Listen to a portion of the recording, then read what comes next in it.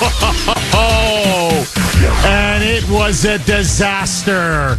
Good morning, Kuhner country.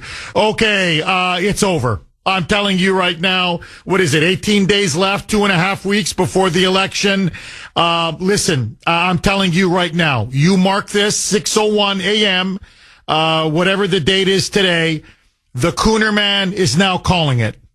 That was the final political nail in Kamala Harris's coffin. That interview last night with Brett Baier, was an absolute disaster for her on every single level. And look, I want to get into this a little bit later in the show. And I know many of you are going to disagree with me on this. I'm already hearing it on X, but I stand behind it. I don't think Brett Baier was that great. I honestly don't. Not that he was bad. Far from it. He asked her some tough questions. He tried to follow up with some of the tough questions, and she withered. Absolutely withered. She cracked under pressure. So what we saw last night was, for the first time, Kamala Harris had to do a non-softball interview.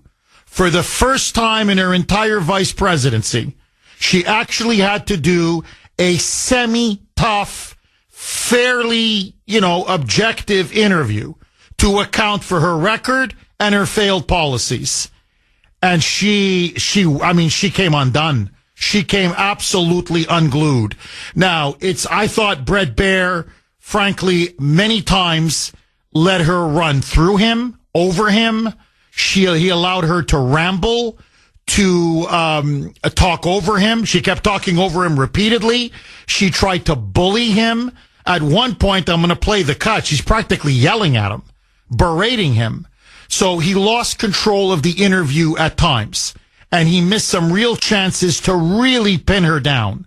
So it's not that Brett Baier somehow, rose to the occasion and delivered this absolutely magnificent interview. Far from it. I thought he was terrible. I did not think he was very good. But let that go.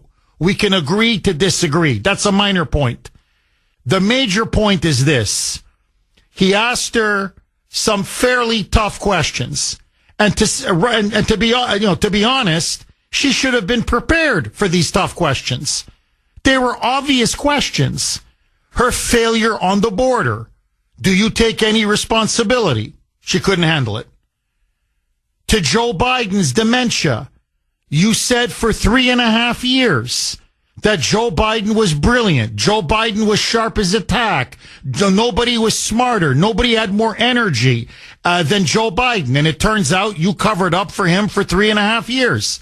Yet you're going on about Trump being unstable, Trump being mentally unfit, Trump not being able to do the job of president of the United States, as you covered up Biden's obvious mental and cognitive decline and disability. She had no answers. The whole entire interview was bash Trump. Whenever he asked her about her policies, her record, her failures, for her to account for what she did, all she kept doing was blame Trump. It doesn't matter. There was one point where he asked, look, it's an obvious question. I mean, how could you not anticipate this question? You say that you would do exactly the same thing as Joe Biden. That's what you said, that there would be no difference whatsoever. Brett Baier even played the clip. But on the other hand, you say that you're going to turn the page. So how are you going to differentiate yourself from Joe Biden? And over the last 3.5 years, you have been vice president of the United States. So aren't you turning the page on yourself? Her answer, Donald Trump has been running for office for the last 10 years. I'm serious. That was her answer. Her answer was, everything's bad because of Trump. So the bad border of the last 3.5 years, Trump's fault. The high inflation, Trump's fault. The runaway deficits and debt, Trump's fault. The disaster in Russia and Ukraine, Trump's fault. The disastrous Afghanistan withdrawal, Trump's fault. Everything that occurred under Biden and her watch was Trump's fault. It was a disaster. It was an absolute disaster. And as I said on X yesterday, and I'm telling you, this is why it's the final nail in her coffin. She is not going to recover from this.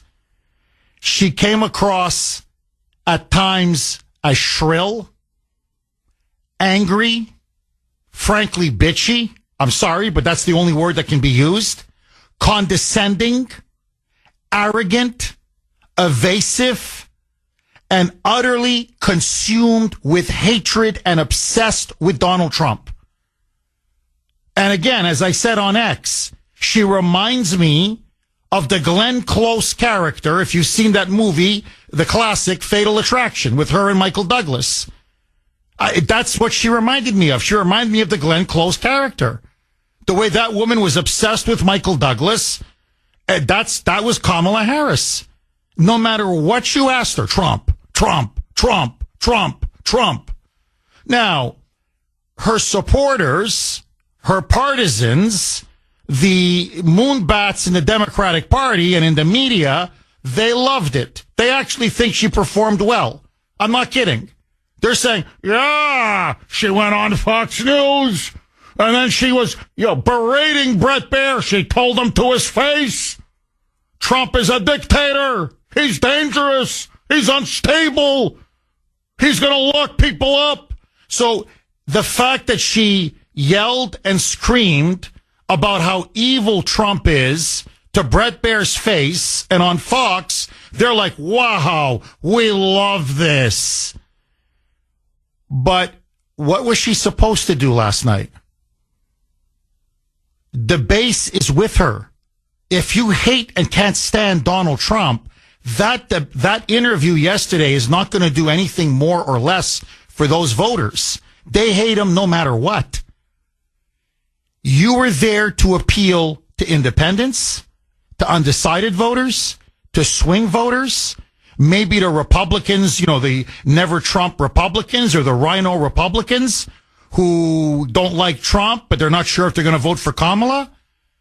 And what did you see? You saw a complete and utter amateur who cracked under pressure, became unglued. At the moment she was asked any tough questions about her handling of the border. In fact, that's how the interview started, and it went downhill from there. To his credit, Bret Baier came in and said, look, we've had record border crossings. We've got people dying all over the country. This happened under your watch. Do you take any responsibility for this? And she was on the defensive, and then she became angry. She became increasingly shrill.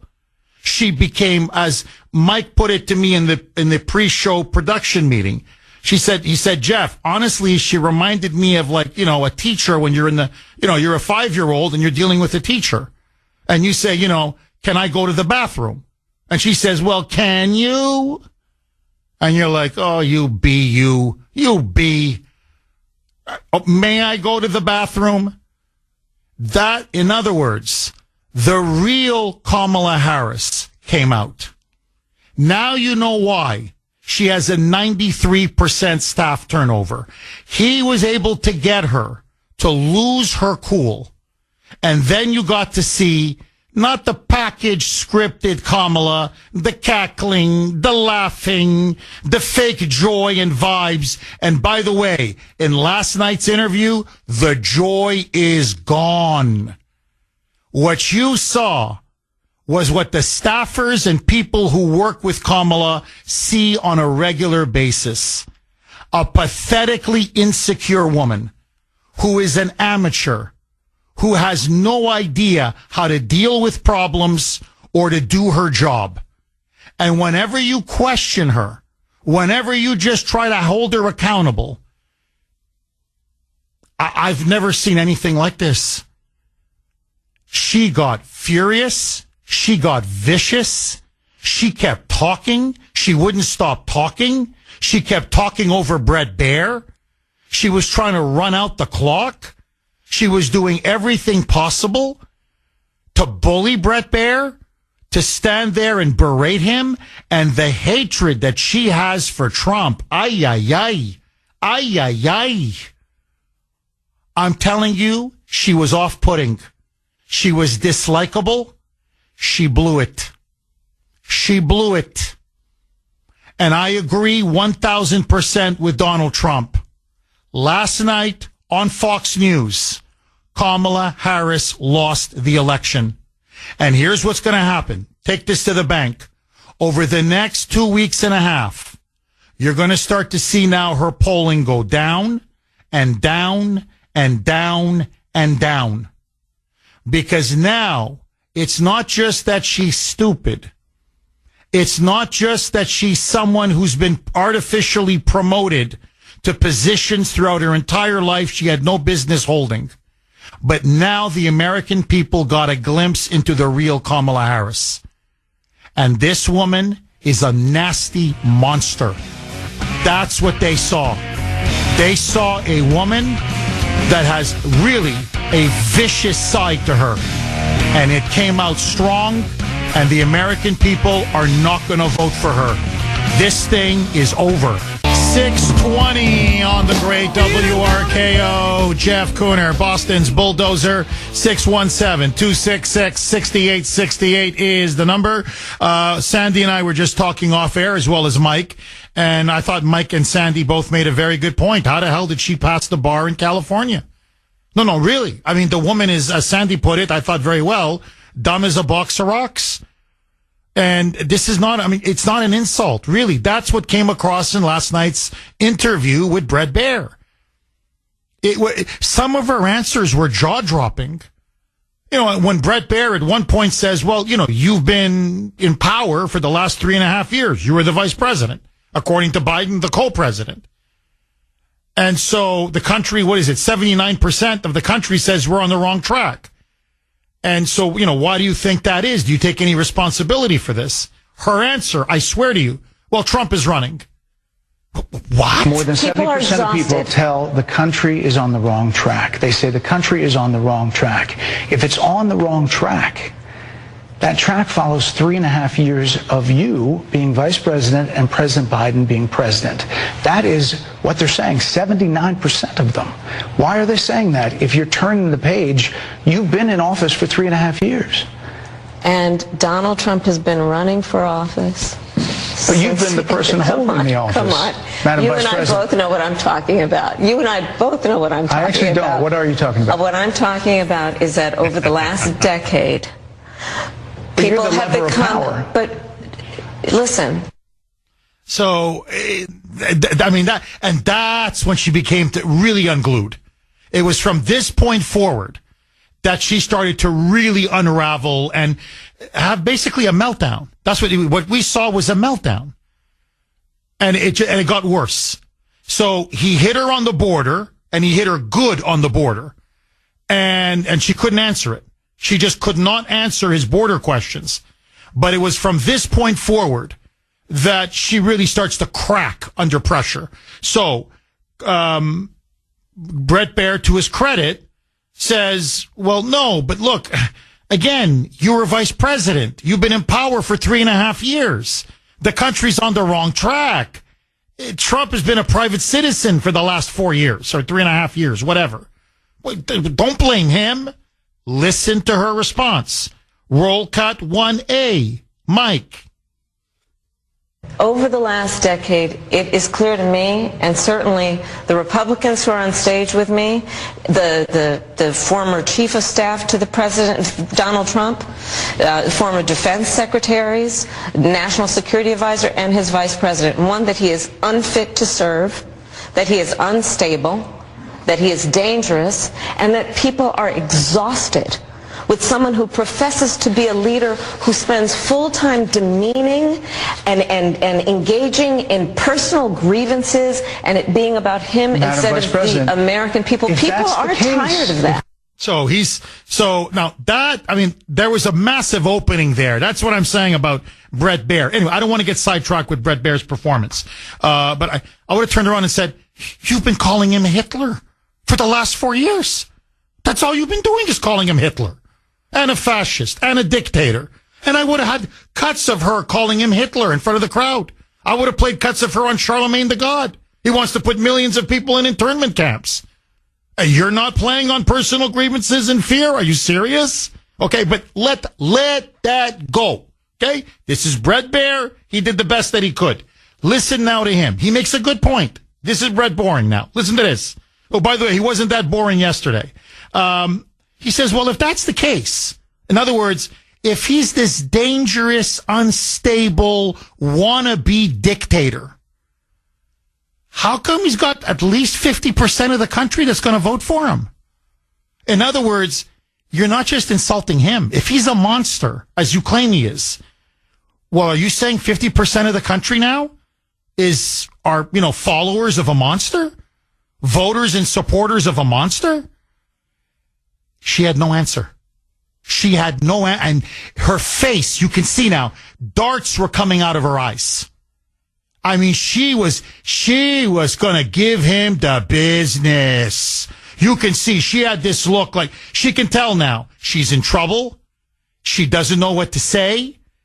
And now she starts to get angry. Now you can see she's hot and she's getting hotter and angrier and angrier. Roll cut 1B, Mike. That's the case. Why is half the country supporting him? Why is he beating you in a lot of swing states? Why, if he's as bad as you say, that half of this country is now supporting this person who could be the 47th president of the United States? Why is that happening? This is an election for president of the United States. It's not supposed to be easy. I know, but it's not supposed to be. It is not supposed to be a cakewalk. So are they misguided, the 50%? Listen, are they stupid? What is it? I would never say that about the American people. And in fact, if you listen to Donald Trump, if you watch any of his rallies, he's the one who tends to demean and belittle and diminish the American people. He's the one who talks about an enemy within, an enemy within, talking about the American people, suggesting he would turn the American military on the American people. And now she starts to lose it. I mean, her eyes are popping out of her skull. Now it's like, but because she just caught her. He said, well, no, if he's this fascist that you're claiming, so what are his supporters then? And then it's an election, Brett.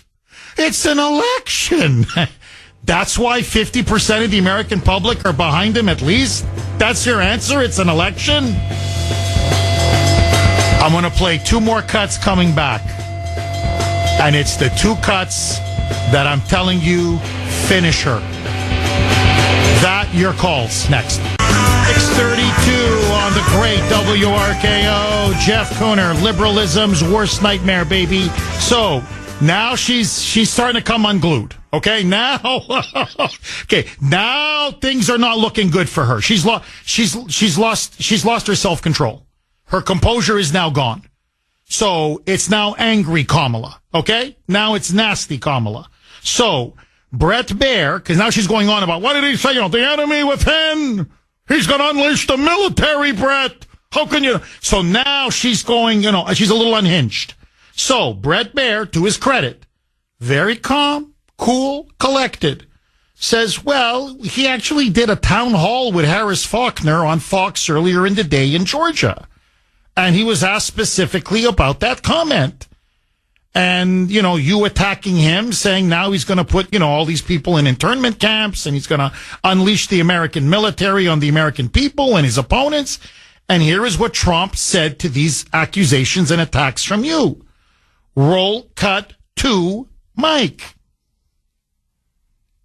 We asked that question to the former president today. Harris Faulkner had a town hall, and this is how he responded. I heard about that. They were saying I was like threatening. I'm not threatening anybody. They're the ones doing the threatening. They do phony investigations. I've been investigated more than Alphonse Capone. He was the greatest gangster. No, it's true. No, but think of it. It's called weaponization of government. It's a terrible thing. And then this was Kamala's response. And that's when she completely lost it. Roll cut 2B. Sorry, 2A, my bad. Roll cut 2A, Mike. So, Brett, I'm sorry, and with all due respect, That clip was not what he has been saying about the enemy within that he has repeated when he's speaking about the American people. That's not what you just showed. Well, he was asked about that specific... No, that's not what you just showed. In all fairness and respect to you... That was the question that we asked him. You didn't show that, and here's the bottom line. He has repeated it many times, and you and I both know that.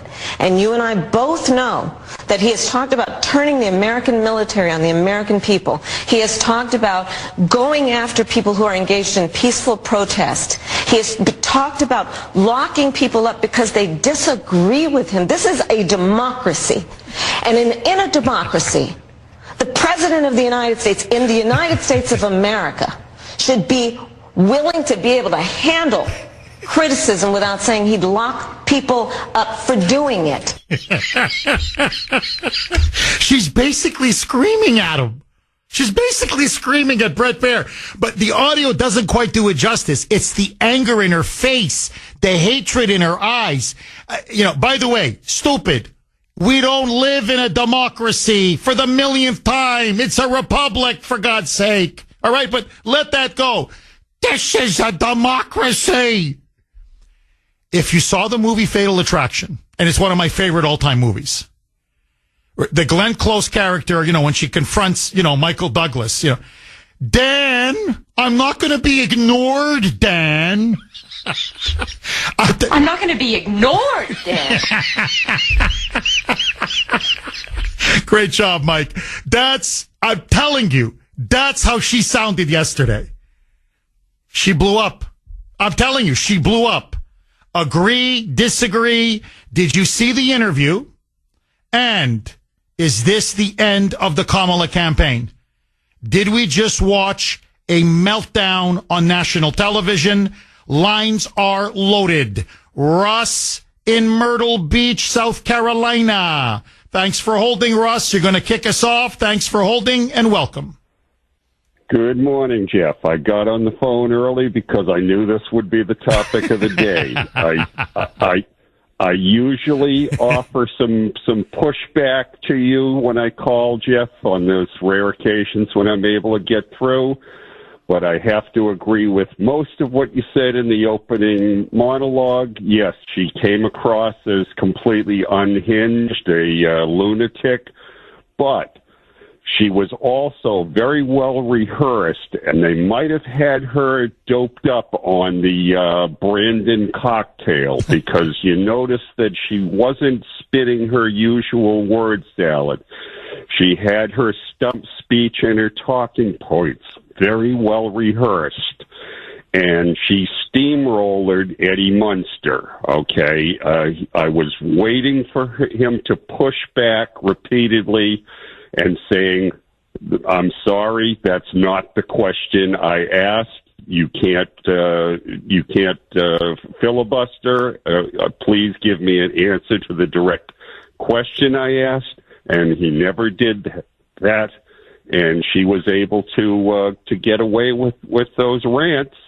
And those are going to be repeated on MSLSD and the Clown Network, News Network. And Rachel Mad Cow and the others are going to be playing clips of her, screaming and talking over Brett Baer. Well, Russ, look, I think you put your finger right on it. Right after the interview, MSNBC was, initially they were gloating. They loved it. And they played that clip, this clip that I just played, the last one, where she's, basically practically screaming in Brett Baer's face and calling Trump a dictator. And the Moonbats love it. And you're like, she punched Brett in the face. She took down Trump right on Fox News. But then I noticed by 8, 9 o'clock, they stopped. And I'll tell you why they stopped, Russ. Because, to the Moonbats, to the diehard, crazed never-Trumpers, this was music to their ears.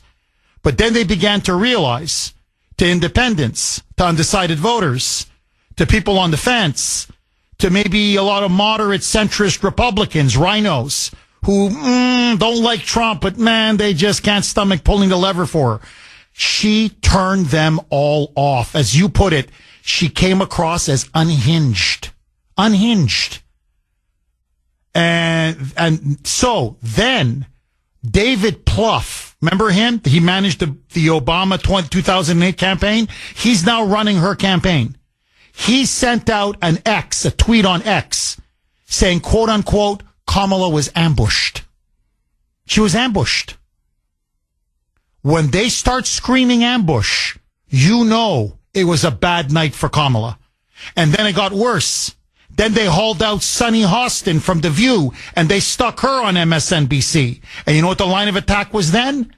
Asking Kamala tough questions was due to, quote, racism and sexism. Why did Kamala now have a horrible interview? Racism and sexism from Bret Baier. Bret Baier, mild Bret Baier. Bret Boring, as I used to call him. Again, wasn't that boring last night? Maybe he should try this new style, but let that go. So if you can't handle an interview from Bret Baier, who just asked a few basic questions, I mean, they weren't even tough questions. They were just obvious questions. You're the border czar. 20 million illegals came in under your watch. How do you explain that? Do you take any responsibility for that? Duh. Of course you're going to be asked that question. She came undone. She just came undone. If she can't stand up to Bret Boring, if she can't do an interview with Bret Boring, she's going to stand up to Xi Jinping. She's going to stand up to Little Rocket Man in North Korea. She's going to stand up to Vladimir Putin in Russia, to the Ayatollahs in Iran. That's what the country saw last night. And Russ, from this point forward, you watch. She's already behind in the polls. Now her numbers are going to start to collapse.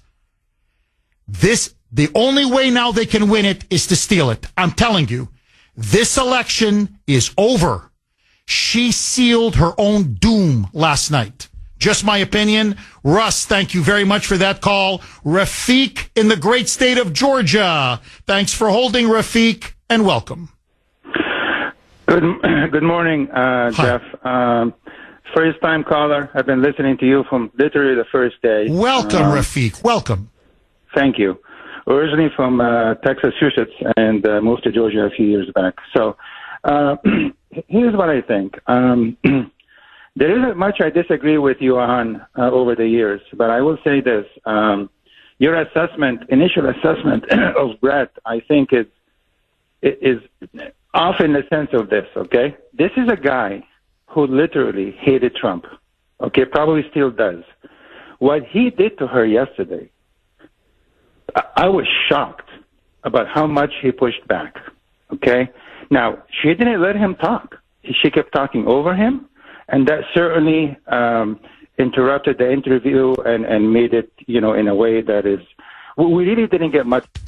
Rafiq, can you do me a favor? You sound obviously like a very intelligent man, and I want you to finish your point. I'm up against a hard break. Please hang on. I'm going to come right back to you on the other side. Rafiq, I think, is saying Bret did a great job. With Rafiq and more next. 6:49 on the great WRKO. Jeff Kuhner, Boston's Bulldozer. 617-266-6868 is the number. I want to get to as many calls as possible, so please hang in there. I want to get all of your takes on yesterday. I think now watershed interview. This, I think, will be an absolutely decisive interview in the downfall of the Democrats and the Harris-Biden regime. Just my opinion. Let's go right back to Rafiq in Georgia. Rafiq, first-time caller. As I said, welcome.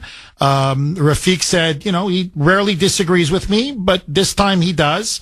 He thought Bret Baier did an excellent job. He smoked out Kamala Harris, a man who's an anti-Trumper, really does not like Trump, but he was persistently following up, question after question, to the point that he got her so angry that she was at times berating him, talking over him, trying to bully him, wouldn't let Bret Baier even ask a question because she just kept talking and talking.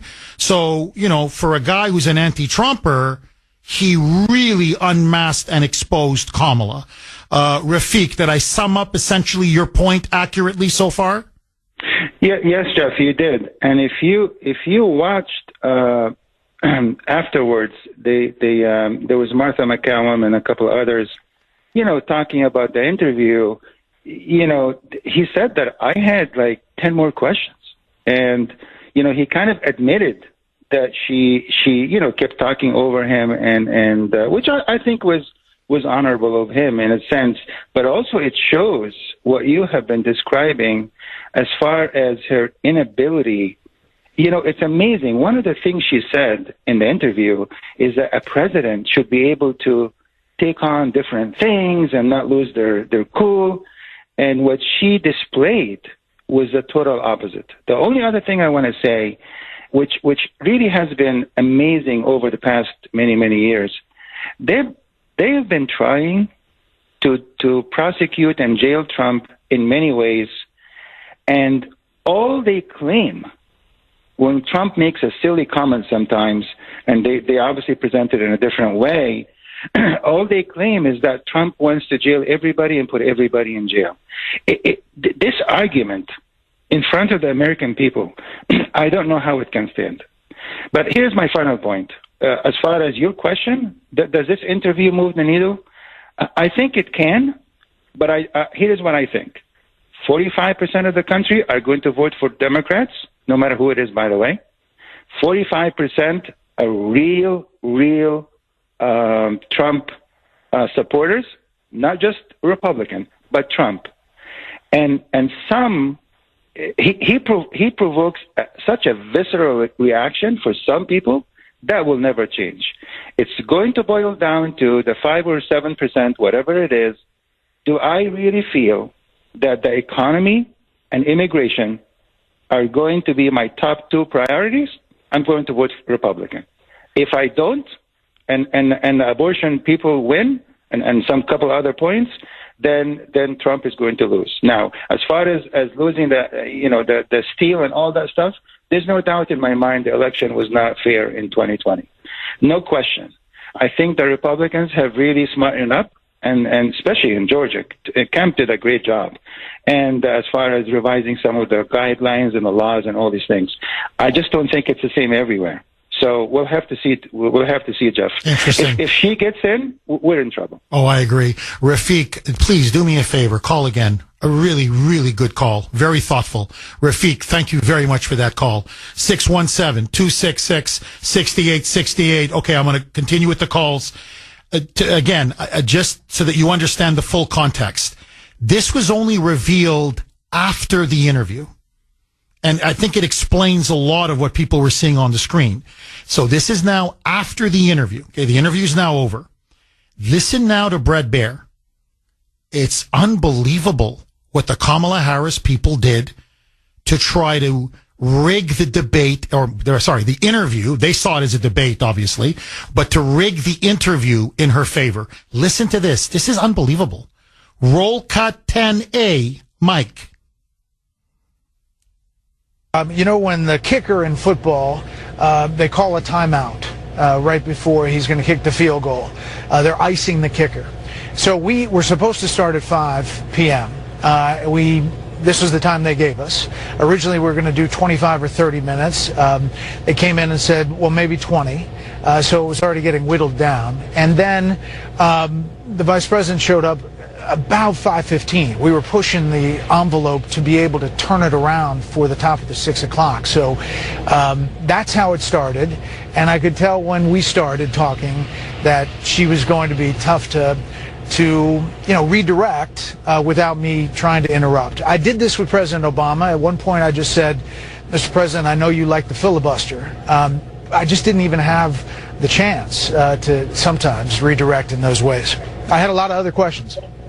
So there you go. So remember, his show is on from 6 to 7 Eastern Standard Time, okay? So the schedule is she's going to arrive at 5. And it's going to be a 25, 30-minute interview. And then you got to turn it around for 6 o'clock. That's a very tight turnaround. Well, lo and behold, they show up at 5:15. Deliberately, they come late. And then before she arrives late, her people come to him and say, you're not getting 30 minutes. You're maybe going to get 20. So Brett Baer at that point is even saying, can we even turn this thing around for 6 o'clock? So they were pressuring him, knowing, in other words, you're not going to get through your questions, buddy. So they were already rigging it in her favor. And it was obvious. Her strategy was stall, stall, stall. Talk, talk, talk. As he puts it, filibuster. Just run out, let him ask only 3 or 4 questions, talk over him, get your talking points, and just yak, yak, yak, yak. And then at 20 minutes, that's it. It's over. And if you remember, at the end of the interview, Brett Baer is kind of looking over, and you could tell he's almost like stressed on his face. And he's like, okay, they're giving me a hard rap. I got to go. Meaning those were her people.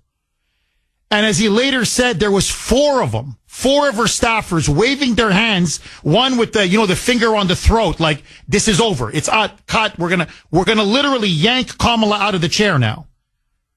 Now, what that showed to me, obviously, is that they knew this was a disaster. Because as I told Grace last night, I said, think about it. When she was on with Charlemagne Dagad, when she was on with The View, when she was on with Stephen Colbert, when she was on with 60 Minutes, nobody yanked her from any chair. Because it was softball after softball after softball after softball. So they thought it was all going well for her. But when they saw she's unraveling in front of our eyes, she's getting angry and angrier. And she's coming across as nasty, vicious, petty, condescending, evasive. Frankly, it's hatred. That's what you saw. And they're like, cut, no more. Cut, get her out. Just get her out of there. And even with all of this, it still blew up in her face. She can't handle one non-softball interview for 20 minutes. And I'm not trying to insult the guy, really, honestly, as Mark put it, one of the on Messenger. Jeff, we're talking about, this is vanilla Brett Baer. I'm not trying to insult the guy. Really, look at his I said this to Mike in the pre-show meeting. I said, Mike, please look at the interviews Brett Baer normally gives. This is not Bill O'Reilly. This is not Laura Ingraham. This is not Sean Hannity. I'm talking about people on Fox. Never mind Newsmax. Hey, he's not a pit bull. I mean, I'm sorry, he's just not.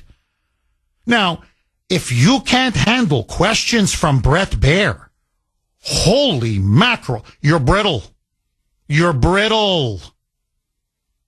So, what is she going to do now? Is she going to throw a hissy fit in front of world leaders? Like, this is what the country saw last night. Can you imagine she's sitting down in front of Xi Jinping and starts behaving like this? Or the Russians, Vladimir Putin, or the Ayatollahs? They're going to look at each other and say, this is the president of the United States? This woman now? Shrieking, shrill, yelling, screaming, out of control, insecure, pathetically insecure? It was an unmitigated disaster. I think there's no getting around it. Agree, disagree. Betty in Quincy. Thanks for holding, Betty, and welcome. How's it going? Very good. Betty, after last night, holy mackerel. Listen, good morning. Okay, I have to disagree a little bit. I think that was the best performance of a lifetime. But for Brett Boring, I think the Academy Award goes to Brett Boring. Wow, wow, wow. I think that was some of the best TV I've seen in a long time. I was so pissed I didn't have any popcorn. I couldn't move from the couch. I mean, she was mad furious and so out of her league. I saw her face crinkle, her mad eyes twinkle with anger. I mean, I think her pantsuit kind of wrinkled a little, Jeff. She still never gave a straight answer to the American people. I mean, this was an outrage. On the border, I love when she said, come on, Brett. Like, you know what I mean. You know what's going on here. We know what's happening, right? Like, ha-ha. you know the real deal. No, I actually don't know. Can you explain it? And nothing. She thought she was going to be thrown softballs, Jeff. Well, welcome to the big league, sister. I mean, after a few fastballs, I think it was Steve Reich. It's back to Little League, girlfriend. Jeff, she never answered one question with a straight answer. Americans deserve way more than this. She was even scolding Brett Baer. I mean, let me finish, Brett. Let me finish, she said. And she never did. Jeff, this is why the American people are going to be electing Donald J. Trump for the 47th president of the United States. Let's play ball, Trump 2024. Betty, you hit the nail right on the head. And that's why the Democrats were in a panic last night. I'm telling you, that's why they were not they're never going to put her on Fox again. I guarantee you.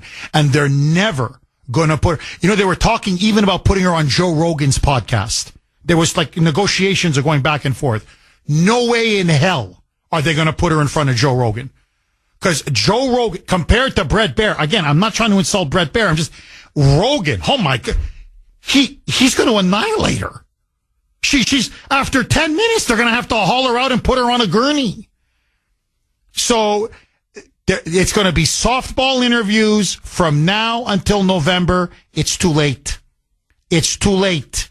The American people saw the real Kamala. And you know what they saw? An empty vessel, an empty suit who cracks under pressure. Betty, thank you very much for that call. Just my opinion. David in Brookline. Thanks for holding, David, and welcome. Thank you. Couple of quick observations. Number one, I don't think I've ever seen a more perfectly suited couple than Kamala and her husband, Doug Emhoff. Number one, and you brought this up last week, but I was unable to get through on this point. The look on her face, to me, is a person who knows in her heart of hearts that she's been unqualified not only right now, but all along. It's someone who has a shaky foundation inside. They've never been qualified, and deep down they know it.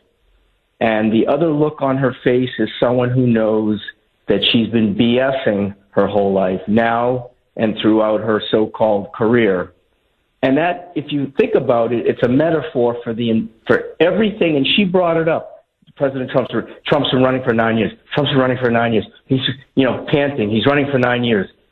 Jeff, they've been BSing and lying about him for 9 years and putting the country through hell. And the problem is about 40% of the country actually believes them.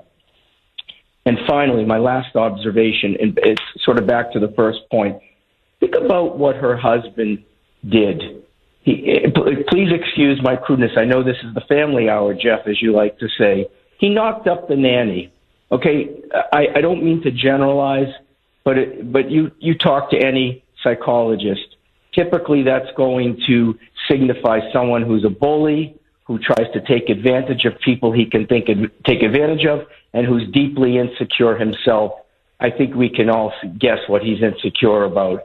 A number of things, but not a good person. And finally, and again, I realize he's not running for president. It goes back to my point, they're a perfect couple. His own daughter hates herself, she denies who she is, and she raises money for Hamas.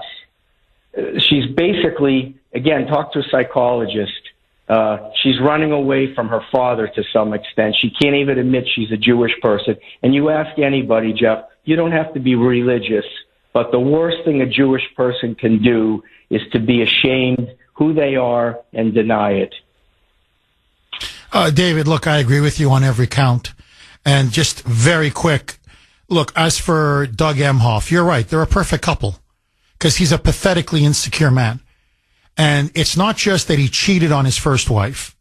He cheated with the nanny of their child. And then, as you put it, he knocked her up. He got her pregnant. And then, according to the nanny, this is what the nanny said. She doesn't give specifics, but she said that he was the reason why she lost the baby. That apparently they had this fight in a hotel room. This is what she said. She didn't get into specifics. But because of that fight and the way that he behaved towards her, she said, I lost our child. And then on top of that, and this was 18 months before he married Kamala, he had another girlfriend. 18 months before Kamala, he has another girlfriend.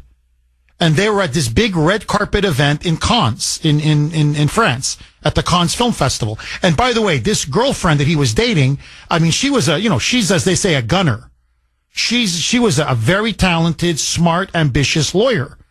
She was the one that got these tickets to go to Cannes for some kind of a red carpet gala event. Well, now it's 2, 3 in the morning. I guess the movie or whatever they saw is over. And she just walks over to the valet, according to multiple contemporaneous witnesses, and just puts her hand on the valet's shoulder and says, and she slips him $100. And she says, we don't want to wait in line. Could you get us a taxi? Emhoff thinks she's flirting with the valet. And he runs up to her, the girlfriend, in front of everybody, and starts yelling and screaming. And then with an open hand, unleashes this open hand slap right on her face. He hit her so hard, she literally spun around completely. That's how hard he hit her. And then he shoves her into the taxi cab. And she doesn't want him to come in. She's yelling and screaming. He squeezes his way in, the bully and thug that he is. She's so petrified of him, she calls a male friend of hers in New York. I guess she was based in New York. And she says, shaking on the phone. And she says, please just stay on the phone. I'm afraid Doug's going to do more damage to me. Now, that's the kind of guy Doug Emhoff is. That's Doug. That's the man that she married. And Doug Emhoff, who the media says, I swear to you, is the embodiment of masculinity. That he's the role model for how all men should be. Ends up going on Joe Scarborough, what was it, a week ago, 10 days ago? After these revelations all came out, they didn't even ask him a question. They didn't even ask him a question. That's how they've treated Kamala. That's how they treated Doug. They think they can prop him up and carry them to the finish line. Well, yesterday, she had to do one interview where it wasn't a softball, where it was actually a tough interview, a difficult interview. She collapsed. She had basically what you saw was a breakdown. She had a complete breakdown. This woman shouldn't come anywhere near the White House. Maria, thank you for that call, David. She and her sleazy husband. Maria in Florida. Thanks for holding, Maria, and welcome. Yeah, hi. Long time no talk. Maria, great to hear from you. Jeff, I'm kind of baffled about that everyone is still acting like it's politics as usual, and it's not. It doesn't matter how awful Kamala is. They're going to steal it, and they're going to tell us she got like 100 million votes, and they don't care about the optics. We're dealing with people who are either straight-up communists or are too ignorant to realize they're supporting communists. Remember that slogan she had, we're not going back, was it forward together? That's directly from Communist Party USA website. You can look it up. Her rhetoric is communist. Her policies are communist. You name it. And the fact that so many people are supporting this absolute imbecile, it's mind-boggling. We're witnessing the worst brainwashing and gaslighting campaign in history. And what everyone needs to understand is that they are all in on their communist revolution. I fear for this country, and I fear there is no peaceful way out of this. Because these people won't stop. They never stop. You see, our side is peaceful. We don't want violence. But, Jeff, at some point you either use self-defense or you go to a gulag. What they're saying about Trump, about putting people in camps, that's what they want to do. You know, this is what these people do every time they take power. And what exactly makes people think that it can't happen here? You know, please understand I'm not trying to fearmonger. I'm trying to warn people. No, Maria, listen, you're echoing my fears. Almost word for word, you're echoing my fears. I know, you know communism. You're from the, Ukraine, former, Soviet Union. My father, my grandparents were from the former Yugoslavia, Croatia. You know what communism is. I know what communism is. We saw it through our parents and grandparents. And that's what communists do. They are relentless in the pursuit of power. And Kamala will literally say and do anything to attain power. That to me is the most frightening trait that she has. No morals, no scruples, no conscience whatsoever. And that's why we just can't let them win. They must not win in November. It's really that simple. Maria, please call again. Don't be a stranger. Kirk in Tennessee. Thanks for holding, Kirk, and welcome. Jeff, I just want to say I get my news through your program because there are things that you tell the audience that you would never hear in the mainstream fake news. You'd never even know about it. So I want to thank you for that and all you're doing. I just watched the interview. I normally put your program on, but I wanted to see this interview, and I was... Kirk, can you do me a favor? Mike, you're killing me with these breaks, Mike. I'm just saying, man. Kirk, do me a favor, please. I want to get your take, everybody's take. Kirk, hang on. I got a break. But all of you, call in. I want to hear from you. Did you watch the interview? 720 on the great WRKO. Jeff Kuhner, Boston's Bulldozer, 617-266-6868. Did you watch last night's disastrous interview for Kamala Harris on Fox News? What did you make of it? Did she come unhinged? I think she did, but that's me. I want to hear from you. And do you think now this is now the beginning of the end of the Kamala campaign? Let's go right back to Kirk in the great state of Tennessee. Kirk, please, we got cut off by the break. You said you wanted to watch the interview before you called into the show. So you saw the interview. What did you make of the interview, Kirk? What were your impressions?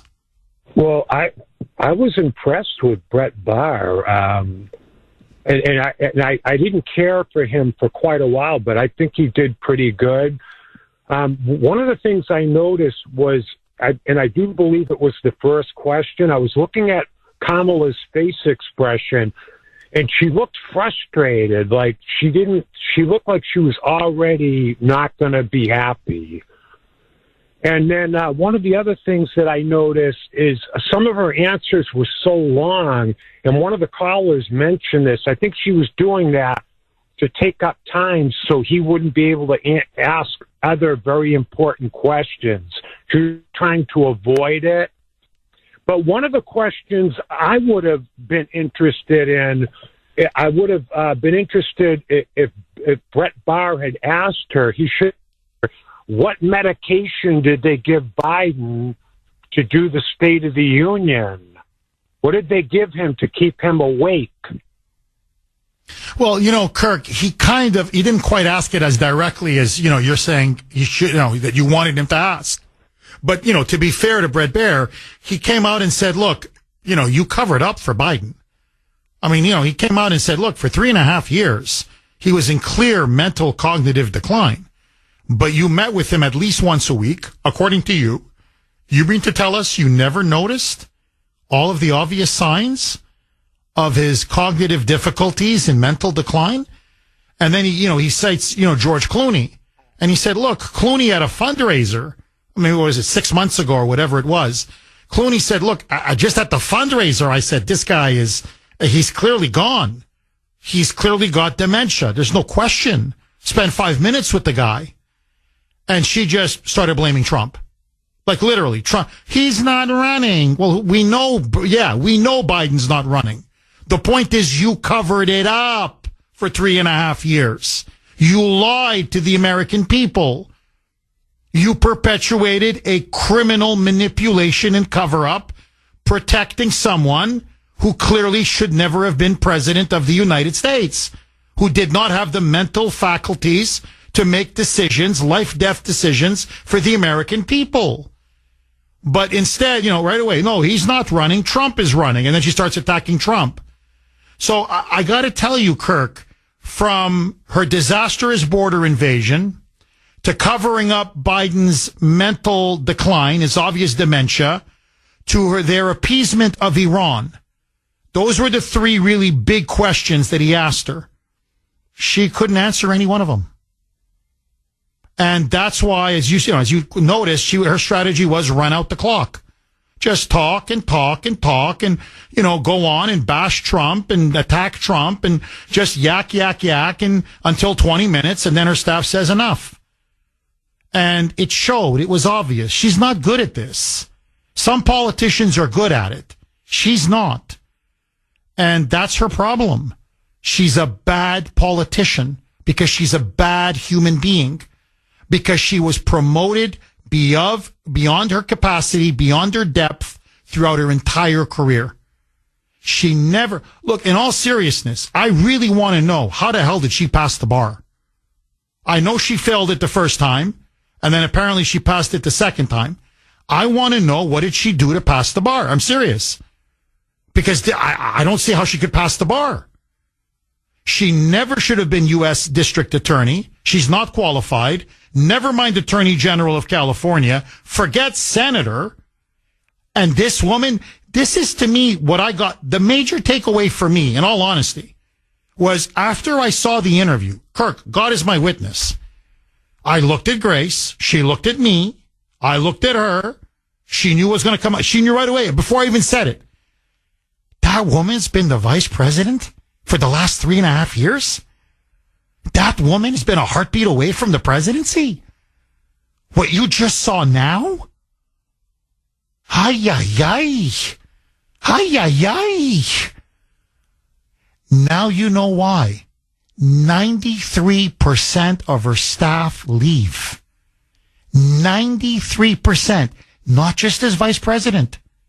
As senator, as attorney general, as district attorney. Who the hell would want to work with that witch? And look how insecure she is. Whenever you make just an obvious point, she starts yelling, berating. She's never wrong. She starts, and, honestly, if the cameras weren't there, what do you think she would have said to him? She would have said, F you, don't you F and ask me that question again. Like, you can see it on her face. Like, you're here to bend the knee to me. That's what you're here for. She showed her ugly side, her real side. And once you see something, it can't be unseen. And that's why, look, I could be wrong, but I don't think so. This is now the end of Kamala Harris. Just like Jimmy Carter, it was in the last week to 2 weeks of his campaign against Reagan in 80. And that's when Carter's numbers just collapsed. That's what's going to happen to Kamala. After last night, she cannot and will not recover. 7:31 on the great WRKO. Jeff Kuhner, Boston's Bulldozer. 617-266-6868 is the number. Okay, many of you are texting the Kuhner Man, 70470. You can also message me on Messenger or email me. This is from Sue. Jeff, Kamala is the one who looked unhinged, not Trump. She was angry. Can you imagine her dealing with leaders of North Korea, Russia, China, and Iran? She is vengeful. She would get angry and lead us into wars. Bingo, Sue. She looked vengeful. She really did. Nasty. Shrill, nasty, and vicious. This is from Larry. Regarding my reference to, she came across as the Glenn Close character in Fatal Attraction. Jeff, she's for sure a bunny boiler. If you saw the movie, she boils the Michael Douglas's character. They have a daughter, and she boils the rabbit, the pet rabbit of the daughter of the Michael Douglas character. Can you imagine her having a hissy fit like that in front of Putin or Little Rocket Man? Well, I think that's what the country saw. Like, this is how she's going to behave in front of world leaders? We're going to become an international laughingstock. This is from Lisa. Jeff. The Harris interview on Fox with Bret Baier. I did not think she could look any worse, but she just took stupidity to an entirely new level. See, that's the thing. She didn't just come across as arrogant, condescending, and let's be honest, bitchy. I mean, I'm sorry, but that's how she came across. Just nasty. But stupid. Unable to answer the most basic question you put in front of her. It was absolutely, it was a pathetic performance. This is from Mark, last one, then I want to go to the phone lines. Jeff, that was an unmitigated disaster last night. She avoided questions and tried to stall with her answers so the interview would end without answering without answering any more questions. I'm no fan of Bret Baier either, but in his defense, they promised him 30 minutes. Then they said, well, maybe we'll give you 20 minutes. And she showed up 15 minutes late. It was done on purpose. So Bret Baier wouldn't be able to ask what he wanted to ask. She was an embarrassment. She tried to make it all about Donald Trump, trying to make him look bad. But she was the one that looked bad instead. And you know what, Jeff? They're in trouble. They're panicking when they start resorting to calling Bret Baier a racist. And let's be honest, that guy is boring and vanilla as hell. Jeff, I'm not surprised, because as soon as their backs are against the wall, boom, you're a racist. Pathetic. And that's when they started, right after the interview with, this was an ambush, as David Plouffe, her campaign manager, said, to ask her basic questions on the border is an ambush. And then when they went on about racism, sexism, you don't ask her those kind of questions. It's over. You know she blew it. And I'm telling you, she blew it big. Agree, disagree. Keith, in the great state of New Hampshire, live free or die, baby. Thanks for holding, Keith, and welcome. Bulldozer. How are you, Keith? I've loved you in the morning. I've loved you in the afternoon. And I've even loved you at night in a non-sexual way. Keith, did you watch the interview, and what did you make of it, my friend? Every second of it, and I think you're misreading the whole thing, Bulldozer. All right, go ahead, Keith. This is TV we're talking about. It's not substance, it's show business we're talking about. They threw her softball questions that they were ready for. He's going to ask you about this, this, and this, and just keep filibustering. Nobody's listening to what you say. Just look like a strong woman. And that's all we're here for, because we're going to cut down the time you're out there anyway. Why don't they? And Bret Baier will be voting for you, we assure you. You got to get over this. Fox is for Trump. They are not. Steve Doocy is not for Trump. Neither is Bret Baier.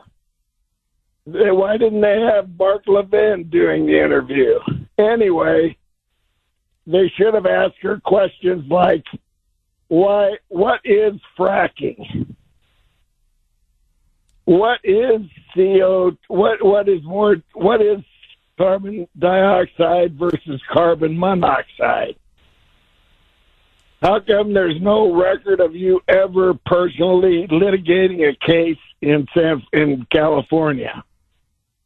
What about this plagiarism that has come up in the last couple of days on your book you wrote 10 years ago? They have to make her look stupid. Not just everything's effect on TV. They never make her look stupid, because she is, but nobody knows that, because she sounds tough. Well, Keith, I got to say, it's funny you should mention the plagiarism issue, just to pick one of your points that you made. That's what I said to Grace. I said it to Sandy during the one of the breaks. I said, no, look, if I was doing the interview, let me tell you, this is what I would have led with. I would not have led with the border.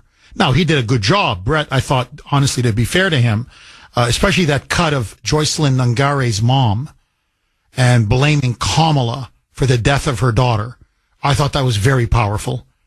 And almost like she had tears in her eyes. And she was like reduced to, I'm sorry. I don't know what else to say. I'm sorry. But she's refusing to take responsibility. She looked horrible. I got to tell you, the optics on that were horrible for her. But I would not have led with the border. Had she done any preparation for this interview, that's the obvious first question they're going to ask you. And she was unprepared for it. That's what I found amazing. But I would not have led with the border because I think it's too predictable. I would have come in with the plagiarism issue. I would have come and I would have pointed out, there's a piece in the New York Times yesterday where they had to admit, no, she did plagiarize. And she plagiarized almost the entire book. So I would come in and say, look, this is the New York Times. These are the people that endorsed you in their editorial page. They're your biggest backers. They say that you plagiarized your book from beginning to end.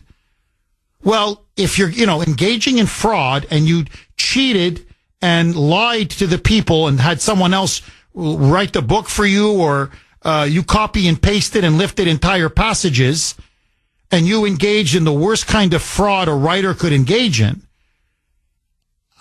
what else are you lying to us about? She wouldn't know what to say. She would have tried to blame Trump. I get it. That was her whole strategy. But, the obvious comeback is he never plagiarized The Art of the Deal. You plagiarized your book. She wouldn't know what to say. Now, she might have just ended the interview right there. And people say, well, then she'll just walk out. You're going to walk out with the cameras rolling when you point to a New York Times article saying that she plagiarized her entire book? She'd be finished. It'd be over. The campaign would be over. So, I would have come in and used a different tack. The other thing, and I don't want to get caught in the weeds here, but as a journalist, this is like journalism 101. You never let the person that you're interviewing control the debate or control the interview. You never let them bully you. You never let them constantly talk over you. You never let them ramble and go on. You have to seize control of the debate, of the interview. He failed to do that. Now, it ended up working against her because she came across as so cantankerous, so nasty, just talking over him and nonsense and the same talking points over and over again, that frankly she looked, ridiculous. She looked pathetic. But I'm just telling you, if I was conducting the interview, I would have hit her on specifics over and over and over. I would have cut her off within 10 seconds and said, I'm sorry, these are platitudes. I'm sorry, Madam Vice President, you've literally said this dozens of times. You're not answering my question.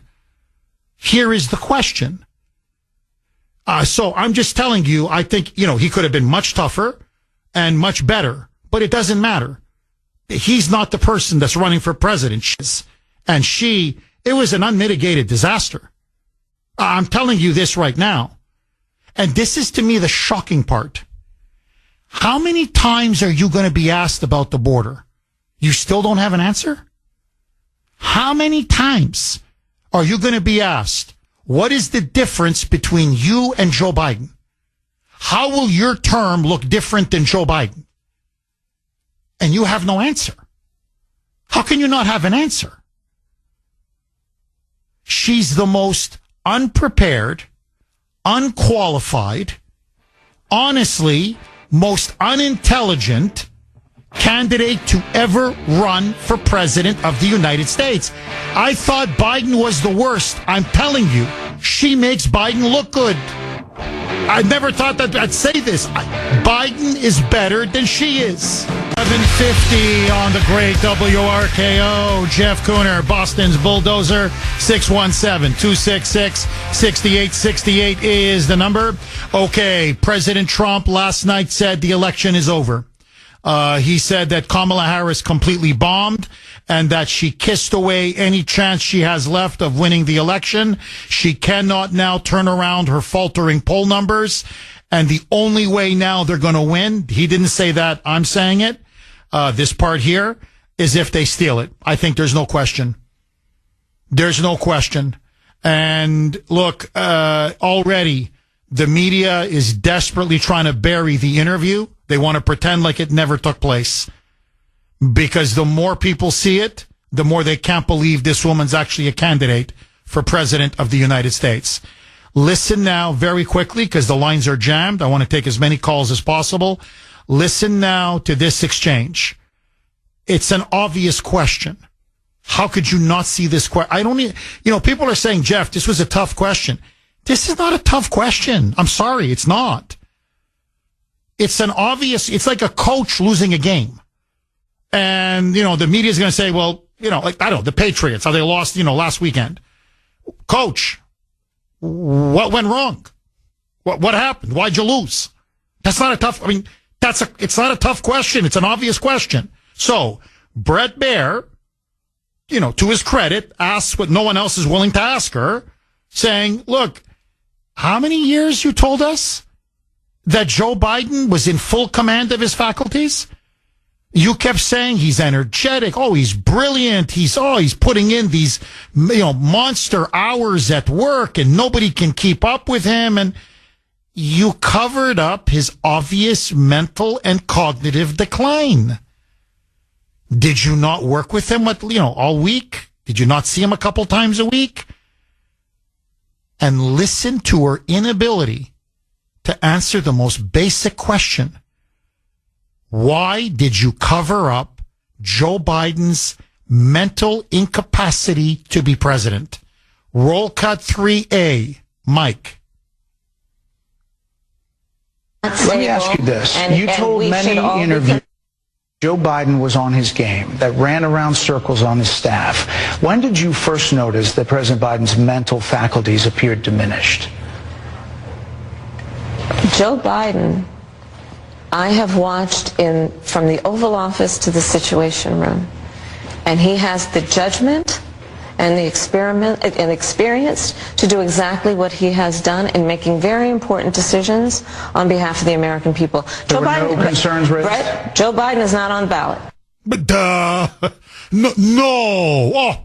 Oh, Mike, Sandy, hey, everybody, Kuhner country. Hey, what the hell? Oh my God, he's not on the ballot. I had no idea. Where the hell have I been the last 90 days? This is her answer? Joe Biden is not on the ballot? Now, if you notice, look at her convention speech. Don't do it. Just trust me, because I don't want to bore you like this. But if you listen to her convention speech, and then listen now to every interview, subsequent interview after that, she says the same thing. It's like a 40-minute tape in her head. And it's the same, not just the talking points, the exact same verbiage, the exact same words, phrases. And she just repeats them ad nauseum. And so she's been saying this over and over again. I've seen him from the White House, from the Oval Office to the Situation Room. He had the intelligence, the judgment, the experience to make the tough decisions. And she just keeps repeating it like everything else.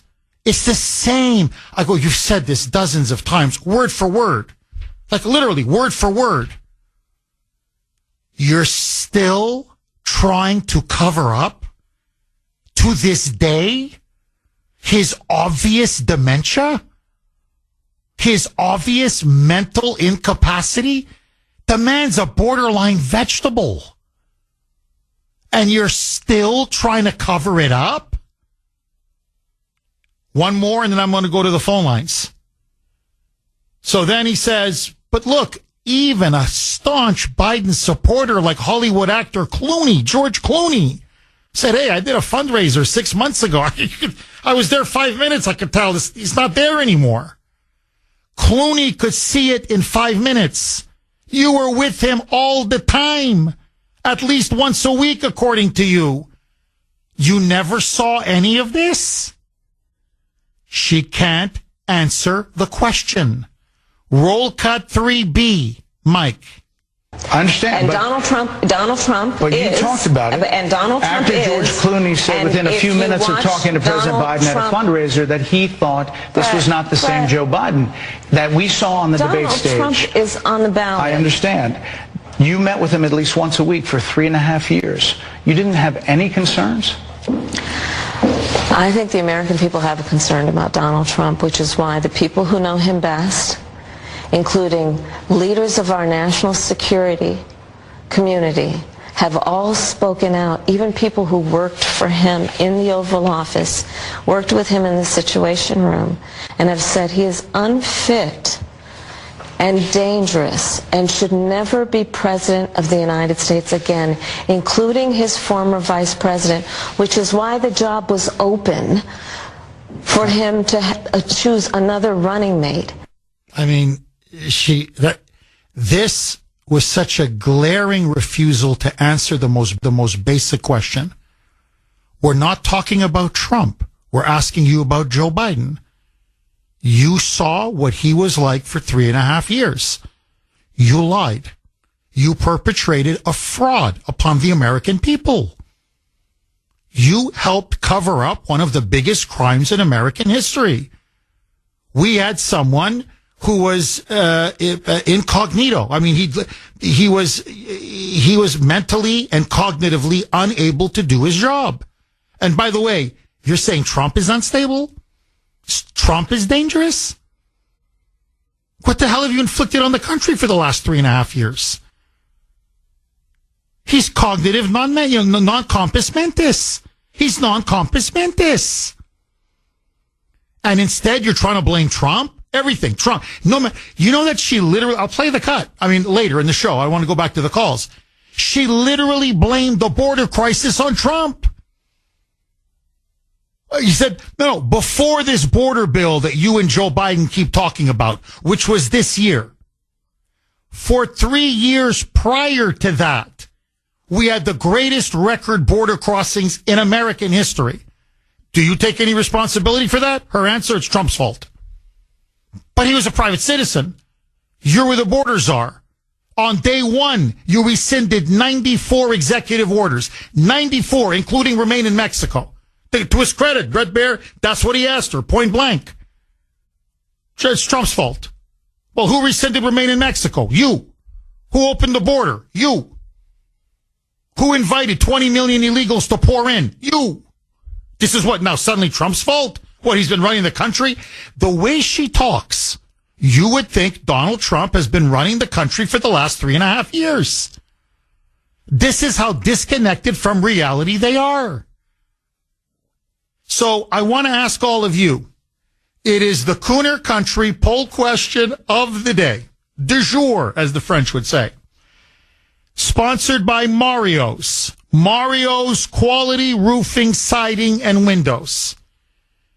Did Kamala Harris make a mistake in deciding to come on Fox News?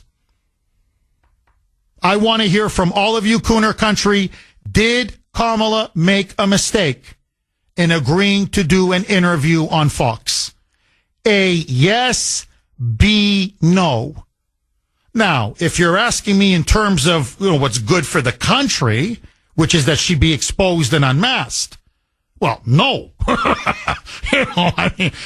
Now, look, the expression, now you're marrying this guy or this girl with your eyes wide open. It's like a huge fight before the wedding day. And you're like, oh, this is who the groom is. Oh, this is what your fiance is like. Or this is what the bride-to-be is like. Oh, you really want to marry that? Do you really want to go down that road? So now there's no excuses, America. To all the liberals, all the moonbats, all the Democrats. Now your eyes are wide open. Now, But but the question I think is a bit, to me, I take it differently. It's from the point of view of Kamala Harris and her campaign. I think it was a gigantic mistake. To me, it's not just a yes. I think it's A all the way, baby. In fact, I'm with Trump. I think this was the mother of all mistakes. She went into the lion's den and she got devoured. Brett Baier, I can't believe I'm saying this, mild vanilla Brett Baier ate her alive. Agree, disagree? I want to hear from you. 617-266-6868. Okay, did Kamala make a mistake in agreeing to come on Fox and do this interview?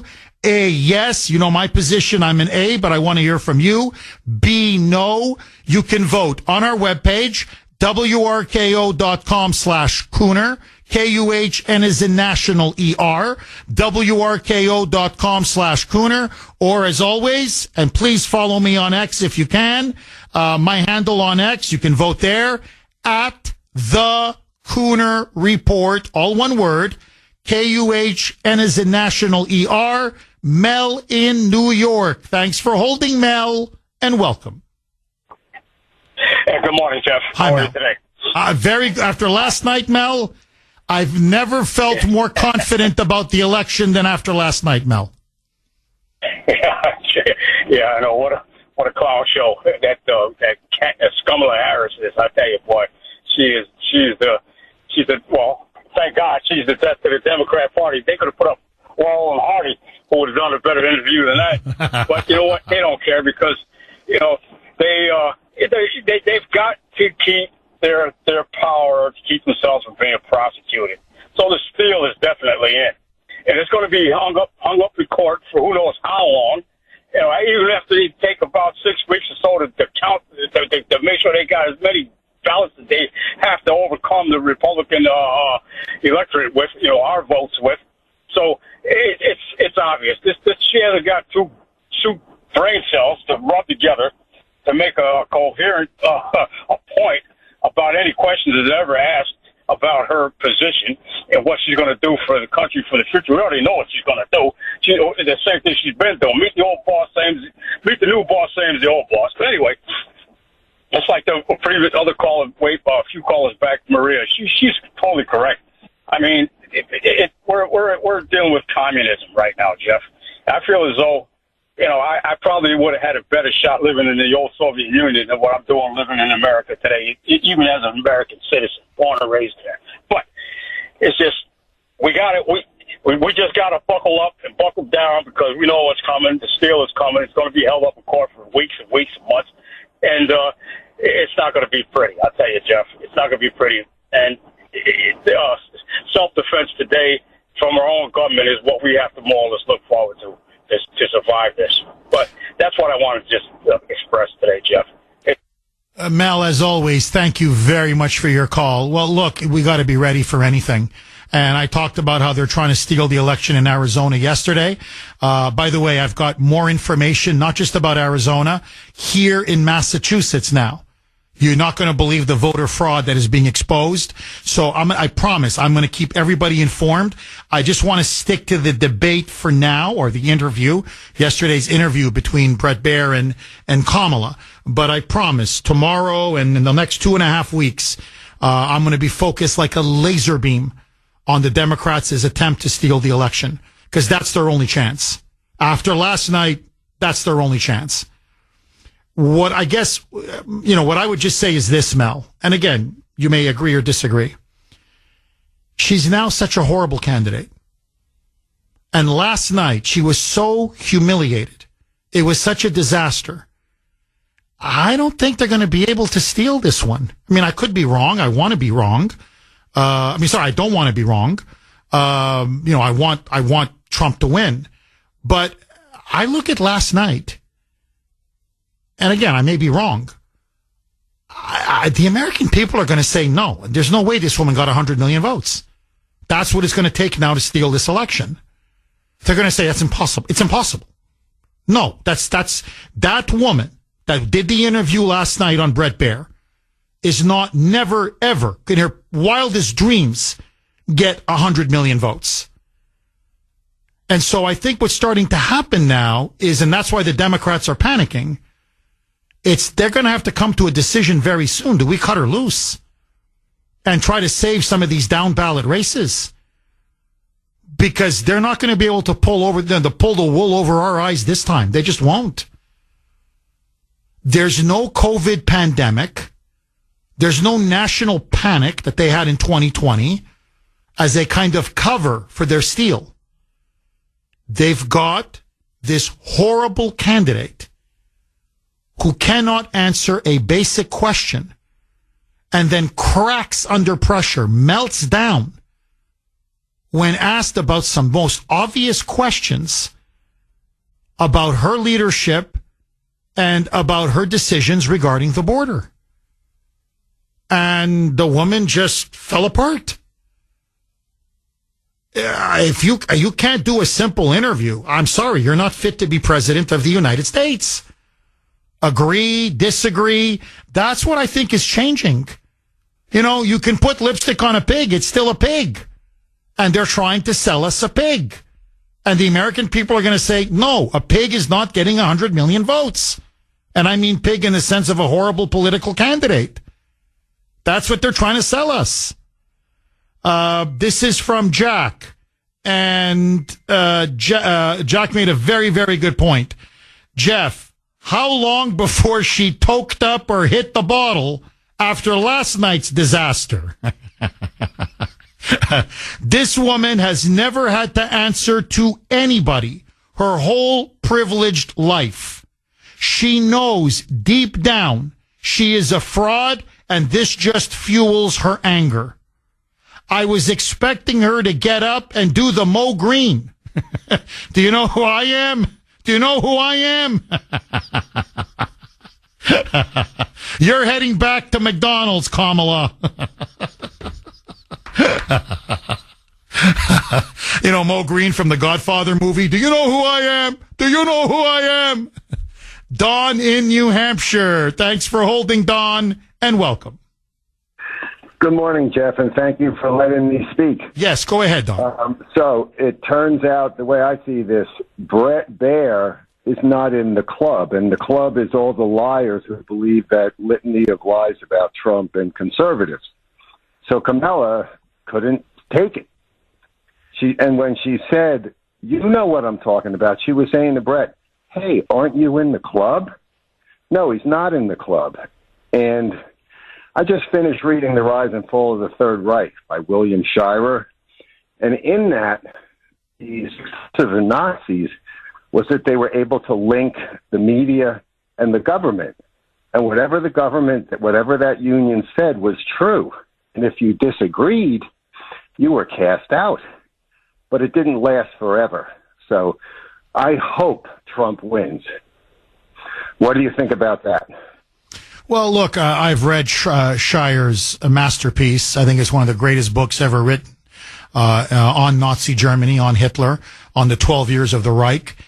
Shirer was one of the few American journalists who was based in Berlin through much of Hitler's rule.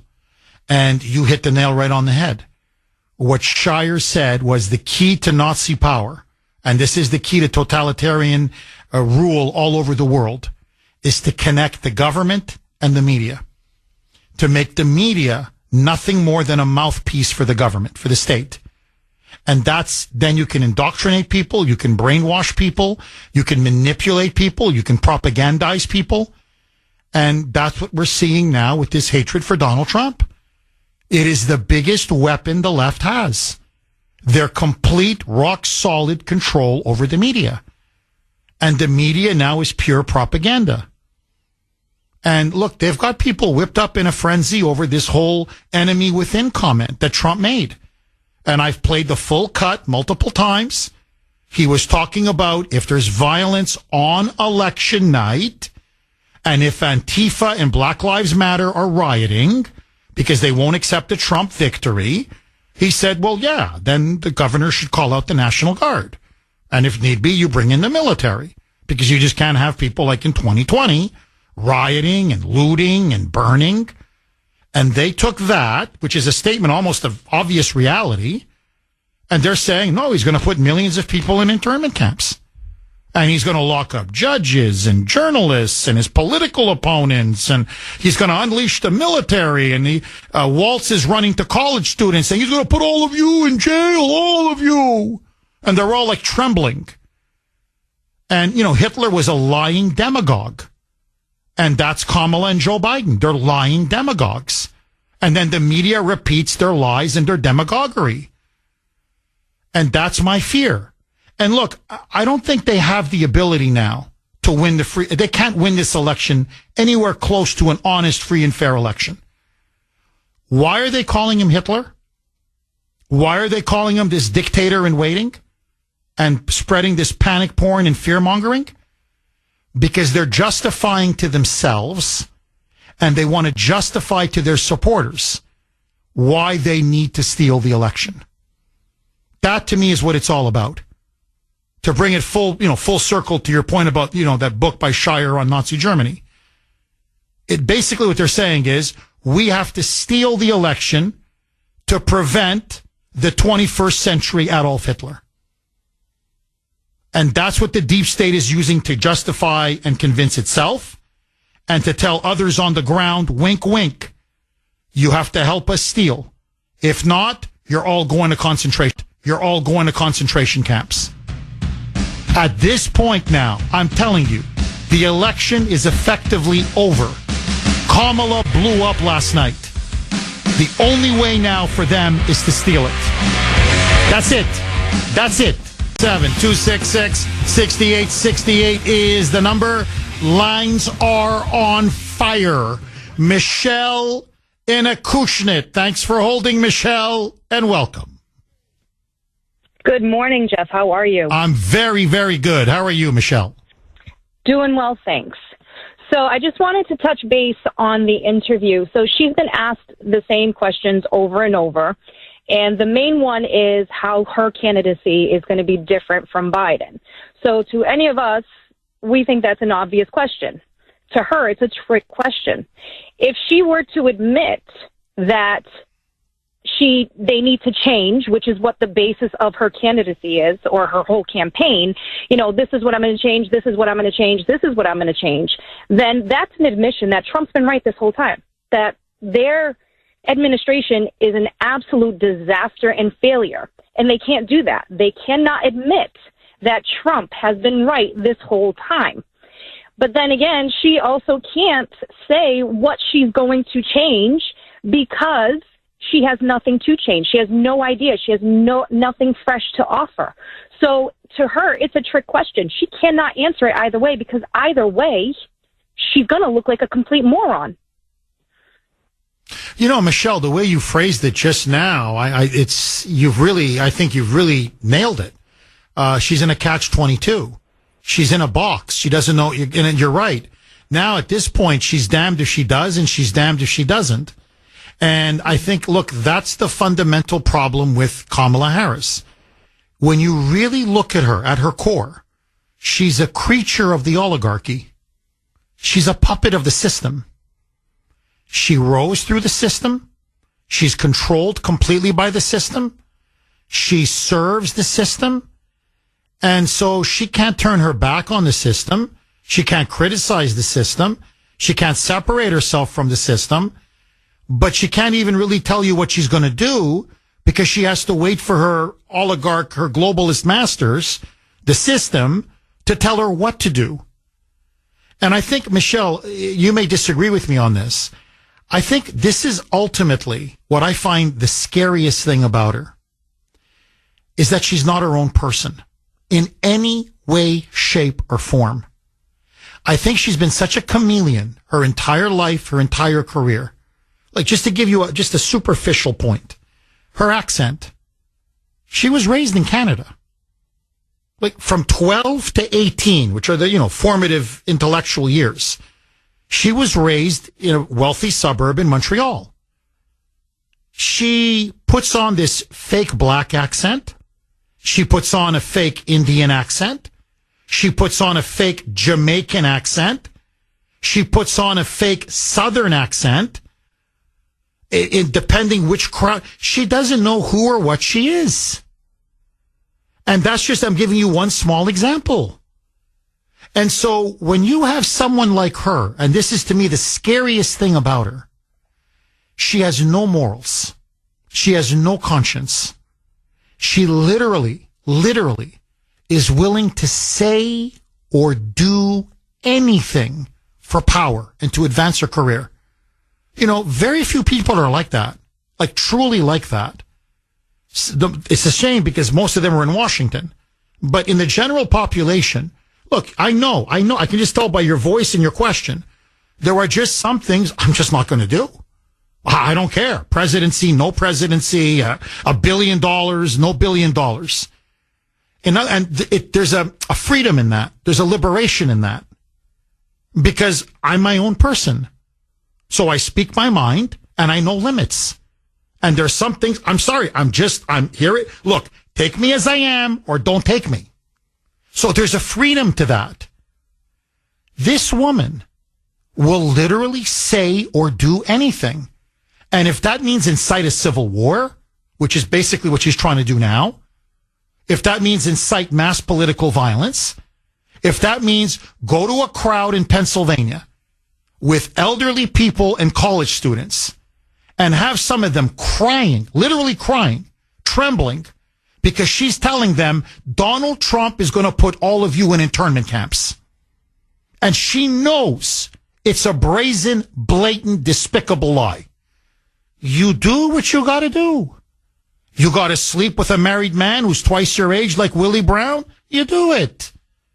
I'm sorry to be so crude. You service, there's no other way to put it. Okay, what Monica Lewinsky did to Bill Clinton.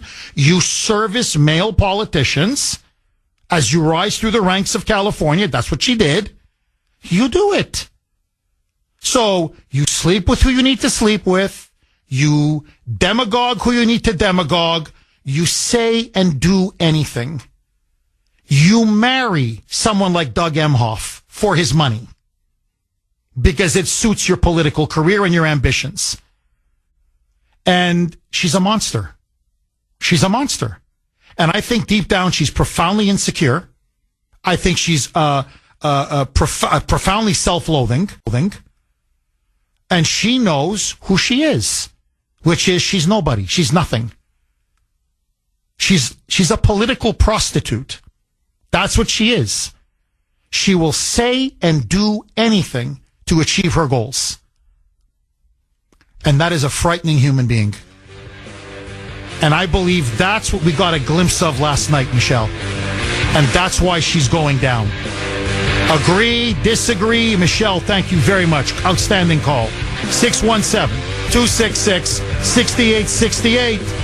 Your reaction next. WRKO, Jeff Kuhner, Boston's Bulldozer, 617-266-6868. Okay, just before I go to Ronnie in Boston, lines, by the way, are blazing. 617-266-6868. This is really the part of the interview where she just came utterly unglued. And the audio, I mean, she's basically screaming at Brett Baier at this point. She's completely now lost her cool. She is shrill. She's angry. You see how vicious and nasty and obsessed she is with Donald Trump. But it doesn't quite do it justice. Her face, if you can imagine, it's clenched. Her eyes, I thought, were going to pop out of her skull. She's wagging her finger, pointing her finger at Brett Baier. I mean, she's, with her hand gesture, she's berating him. And this is the part where he says to her, well, no, I mean, this is what he said about you unleashing the military. When you say that he's going to unleash the military and the Justice Department to start rounding up and putting political opponents in jail. And, you know, he shows the clip of Trump saying, they're the ones going after me. They've waged lawfare against me. The only ones who are putting people in jail who are their opponents are them. And she has a meltdown. She basically had a semi-nervous breakdown. Roll cut to a Mike. So, Brett, I'm sorry, and with all due respect, that clip was not what he has been saying about the enemy within that he has repeated when he's speaking about the American people. That's not what you just showed. Well, he was asked about that specific... No, that's not what you just showed. In all fairness and respect to you, that was the question that we asked him. You didn't show that, and here's the bottom line. He has repeated it many times, and you and I both know that. And you and I both know that he has talked about turning the American military on the American people. He has talked about going after people who are engaged in peaceful protest. He has talked about locking people up because they disagree with him. This is a democracy. And in a democracy, the President of the United States, in the United States of America, should be willing to be able to handle criticism without saying he'd lock people up for doing it. I thought she was going to get up and slap Brett Baer in the face. I mean, she was practically foaming at the mouth. Ay, ay, ay, ay, ay, ay, ay, ay.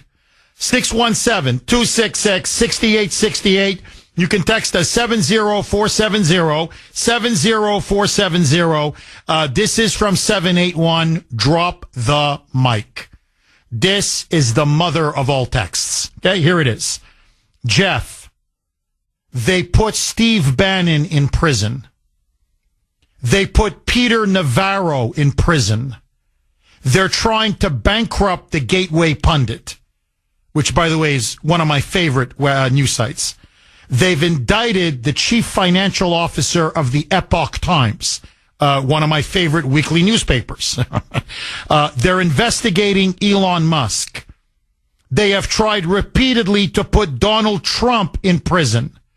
They have indicted and disbarred Rudy Giuliani. They have spied on Catholic churches. They have put concerned parents who went to school board meetings on the FBI watch list. They have imprisoned 1,500 protesters, most first-time nonviolent offenders. But Donald Trump is going to weaponize the government to go after his enemies? Question mark. The only thing I would add to that, 781, remember they put Tulsi Gabbard on the terrorism watch list. That's it. And they do, and they refuse to give Robert F. Kennedy Jr. for a long time Secret Service protection, basically almost inviting someone to assassinate him. But outside of that, there you go. I couldn't have said it better myself. And you're going to lecture us on Donald Trump wanting to put people in jail? Yeah, I don't think so. Nah. As they say in the South, that dog don't hunt. Ronnie in Boston. Thanks for holding, Ronnie. And as always, welcome. And as always, it's a pleasure, Jeff. I am so thrilled to have a minute with you today after watching what I watched last night. Jeff, that was more politically devastating to Kamala than the debate was for Biden with Trump, because at least with Biden, it was aware 5 minutes in that he's simply not physically or mentally capable of having a good night. And all eyeballs were on Kamala, Jeff, because let's be honest, a Democrat sits down with opposition media about as often as a comet passes the Earth. You know, it's a rare event, and a lot of people were watching. How is Kamala going to handle just a tiny fraction of what Donald Trump eats for breakfast all day, every day? Same with J.D. Vance. She was completely unlikable. She wasn't charming. She wasn't funny. She showed zero warmth or sincerity. She refused to answer a single question directly. No matter how much time she was given to answer a question, she played the victim and acted like, you know, she wasn't being given time, constantly over-talking, not the least bit cooperative. And you compare that to how Trump and Vance have been just owning hostile interviews, killing them with kindness. Did J.D. Vance lose his cool with Martha Raddatz, or did Trump lose his cool at that Bloomberg event where he walked into a bunch of critics and everybody clapped and loved the guy? He was funny. He was warm. It was utterly devastating for Kamala because everybody got to see that she is just flat out an insufferable human being and a completely incompetent politician. I mean, lots of people watch that. It's very rare that a Democrat sits down with opposition media. And I mean, it was even worse for her than Biden's debate, truly. Ronnie, let me ask you the $64,000 question. Or to adjust now for Biden's inflation, the $1 million question. At this point, we've got basically 2.5 weeks to go. Has Trump won the election? Is this thing, I'm not saying to get overconfident, but if you're to handicap the race, is this thing over? Did Kamala blow herself up last night? Or do you fear that the Democrats, by hook or by crook, are going to steal this election on November 5th? After watching what I saw last night, it sure makes the steal a lot harder, Jeff. I do believe the election ended last night once and for all. I really do believe it was that politically devastating. All she had to do was just be nice, Jeff. That's all she had to do, just be nice. And she couldn't even bring herself to do that. Extremely controlling, extremely combative, extremely difficult to listen to. And honestly, to me, the most damning part that made her look the worst was at the very end when Bret Baier said, you know, Kamala, I hope you were able to get out everything you wanted to say about Trump, but I hope you understand this interview was a sincere attempt to try to get to know you and your policies. And that was the whole point. She spent no time, you know, selling herself. It was just all never Trump. Ronnie, as always, thank you very, very much for that call. Couldn't have said it better myself, really. Dan in New Hampshire. Thanks for holding, Dan, and welcome. Thanks, Jeff, taking the call. My pleasure, Dan. Jeff, she is very deceptive. She's very elusive with trying to answer questions. She obviously is not presidential material because she's not a person who thinks quickly on her feet. She basically had an opportunity to come across to the country as presidential, answer some questions. I think that she probably felt that she was going to get some softball questions, but she didn't. And because she didn't, she fell apart. And the fact that I think you hit a point where she's part of a system. And that system has not prepared her to think for herself. She thinks what they think. And that's why we don't know anything about her. And that's what makes her so scary, because I think that she's got a lot of ideas that are behind the scenes that we're all going to find out once if she became president. I think that she would have digital currency. I think she would have, you know, digital identification. I think she'd take our financial freedom, our personal freedom, and she wouldn't think twice about it. As far as I'm concerned, she is the devil herself. She's talking about Trump being dangerous and this and that. She's just put a wanted sign up on that poor man's back. He's this, he's that, he's this. I'd double the security on Trump right now because let's face it, they want him in a casket and you can see it. And everybody should be able to see it because they've got nothing. She does not have brain one. And she is not a person that anyone can trust. She's got not our interests. She's got her own interests, and she can't even answer a question.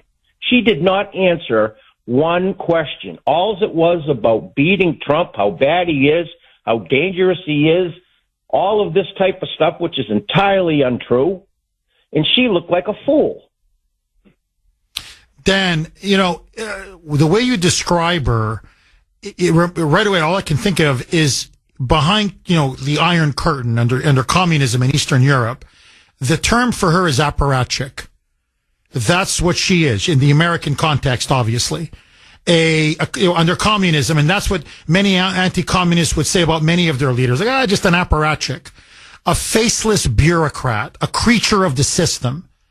And, you know, mouths the system, serves the system, is promoted through the system, and all they know is the system.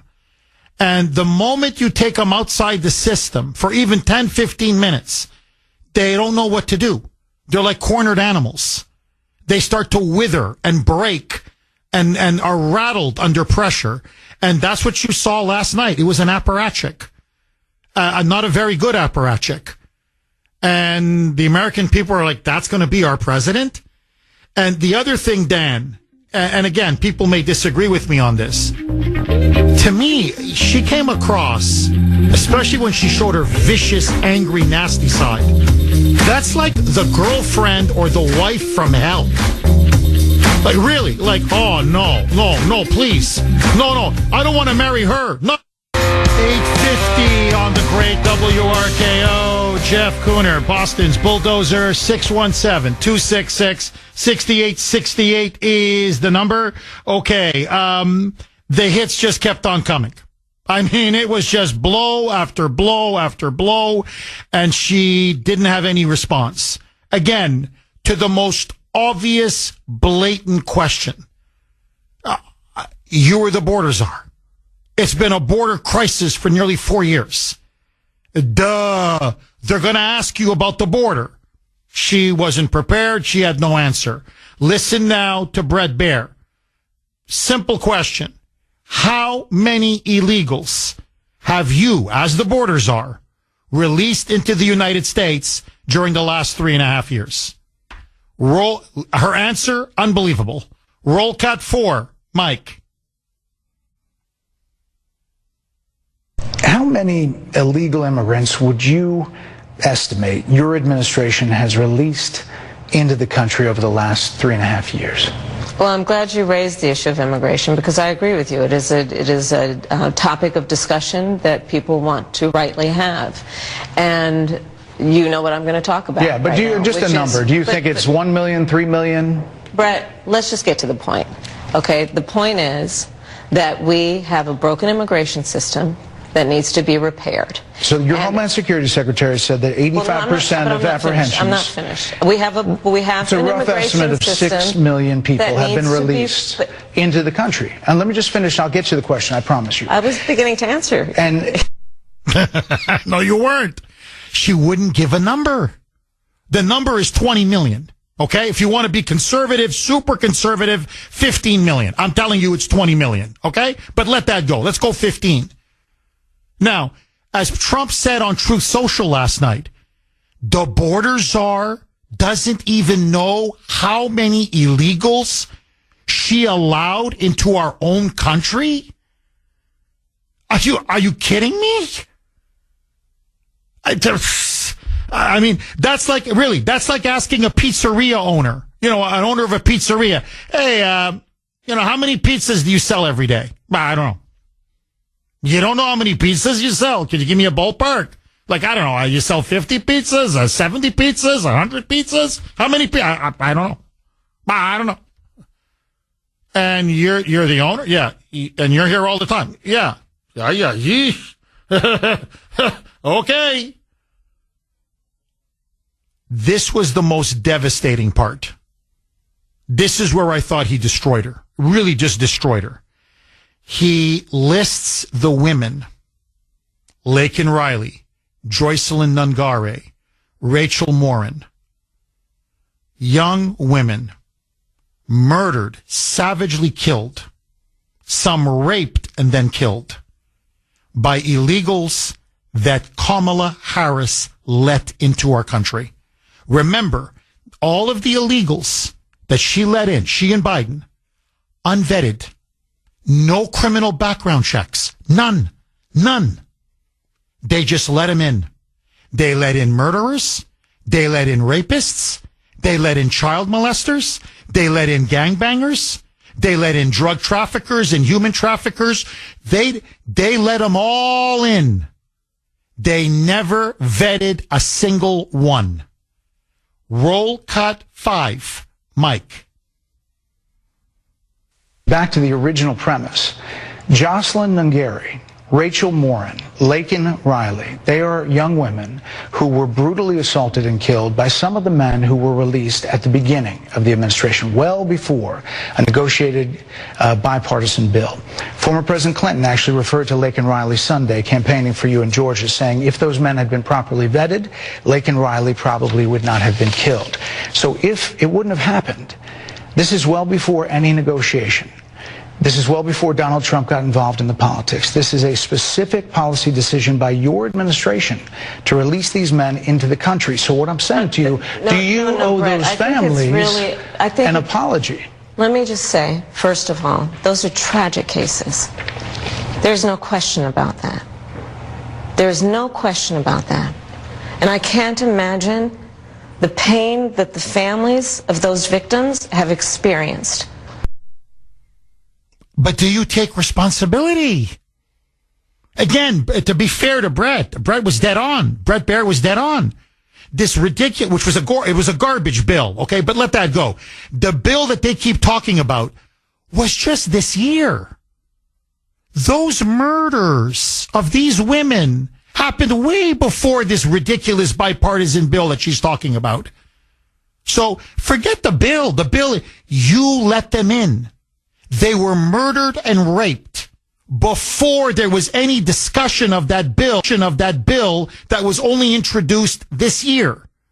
So it was under your watch, directly a result, the consequences of your policies. And your answer is, it was a tragedy? No, it wasn't a tragedy. It was murder. It was murder. And it was murder that you have blood on your hands. Had you not let him in, you and Joey, those three women would be alive today. Listen now to Brett Baier. Roll cut 5A. Mike.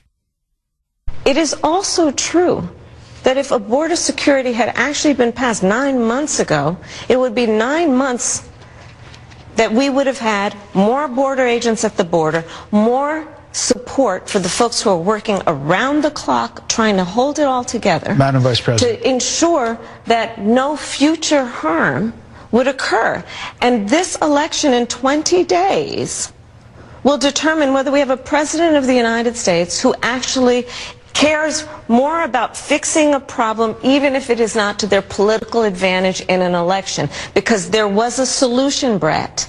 Madam Vice President, it was a policy decision in the early part of your administration. In other words, way before this ridiculous bill that you keep talking about. Notice she won't answer the question because she knows she's guilty of sin. Now, everybody, please stop what you're doing.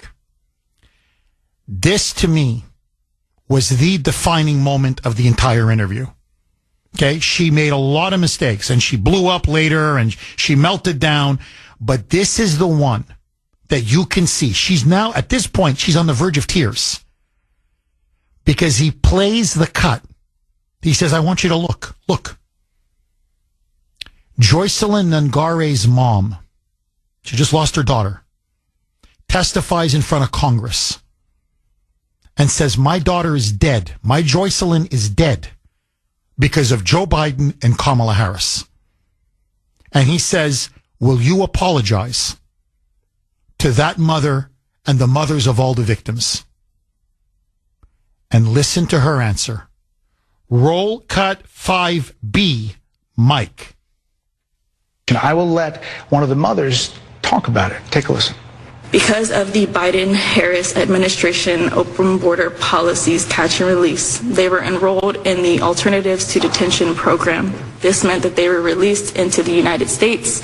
It was not even a full 3 weeks later that they would take my daughter, Joycelyn Nungare's life. I believe the Biden-Harris administration open border policies are responsible for the death of my daughter.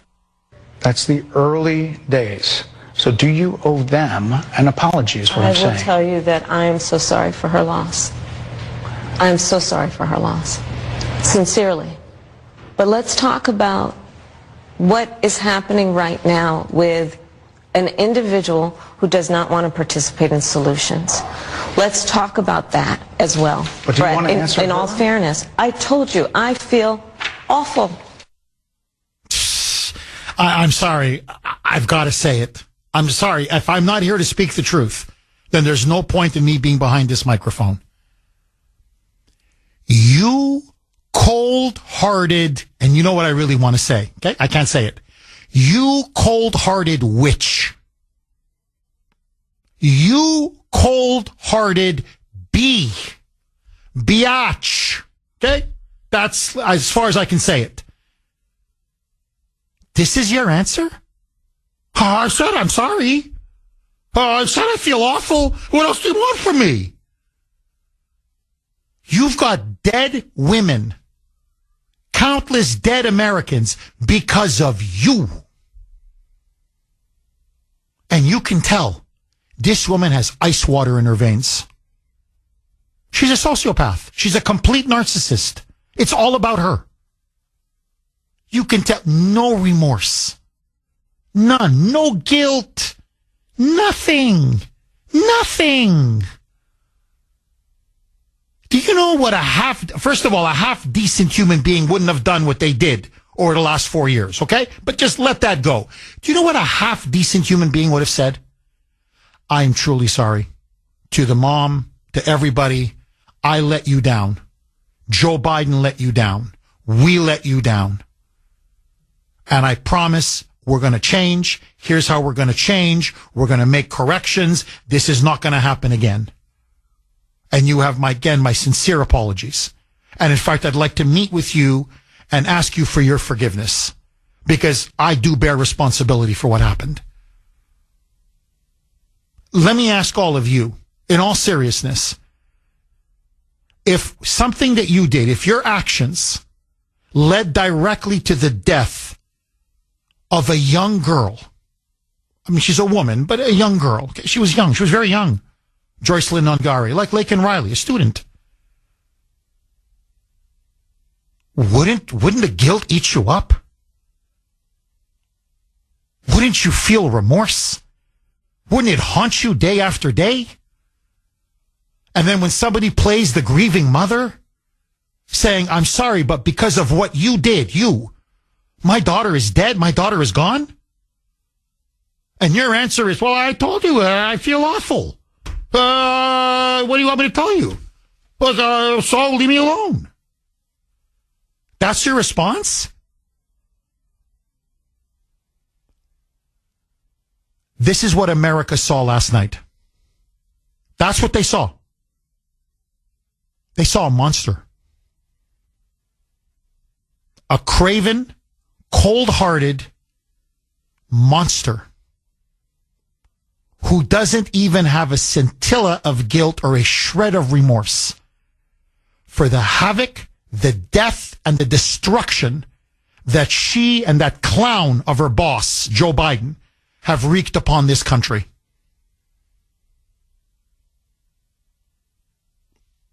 May God have mercy on her soul. I'm telling you, that's all I have to say.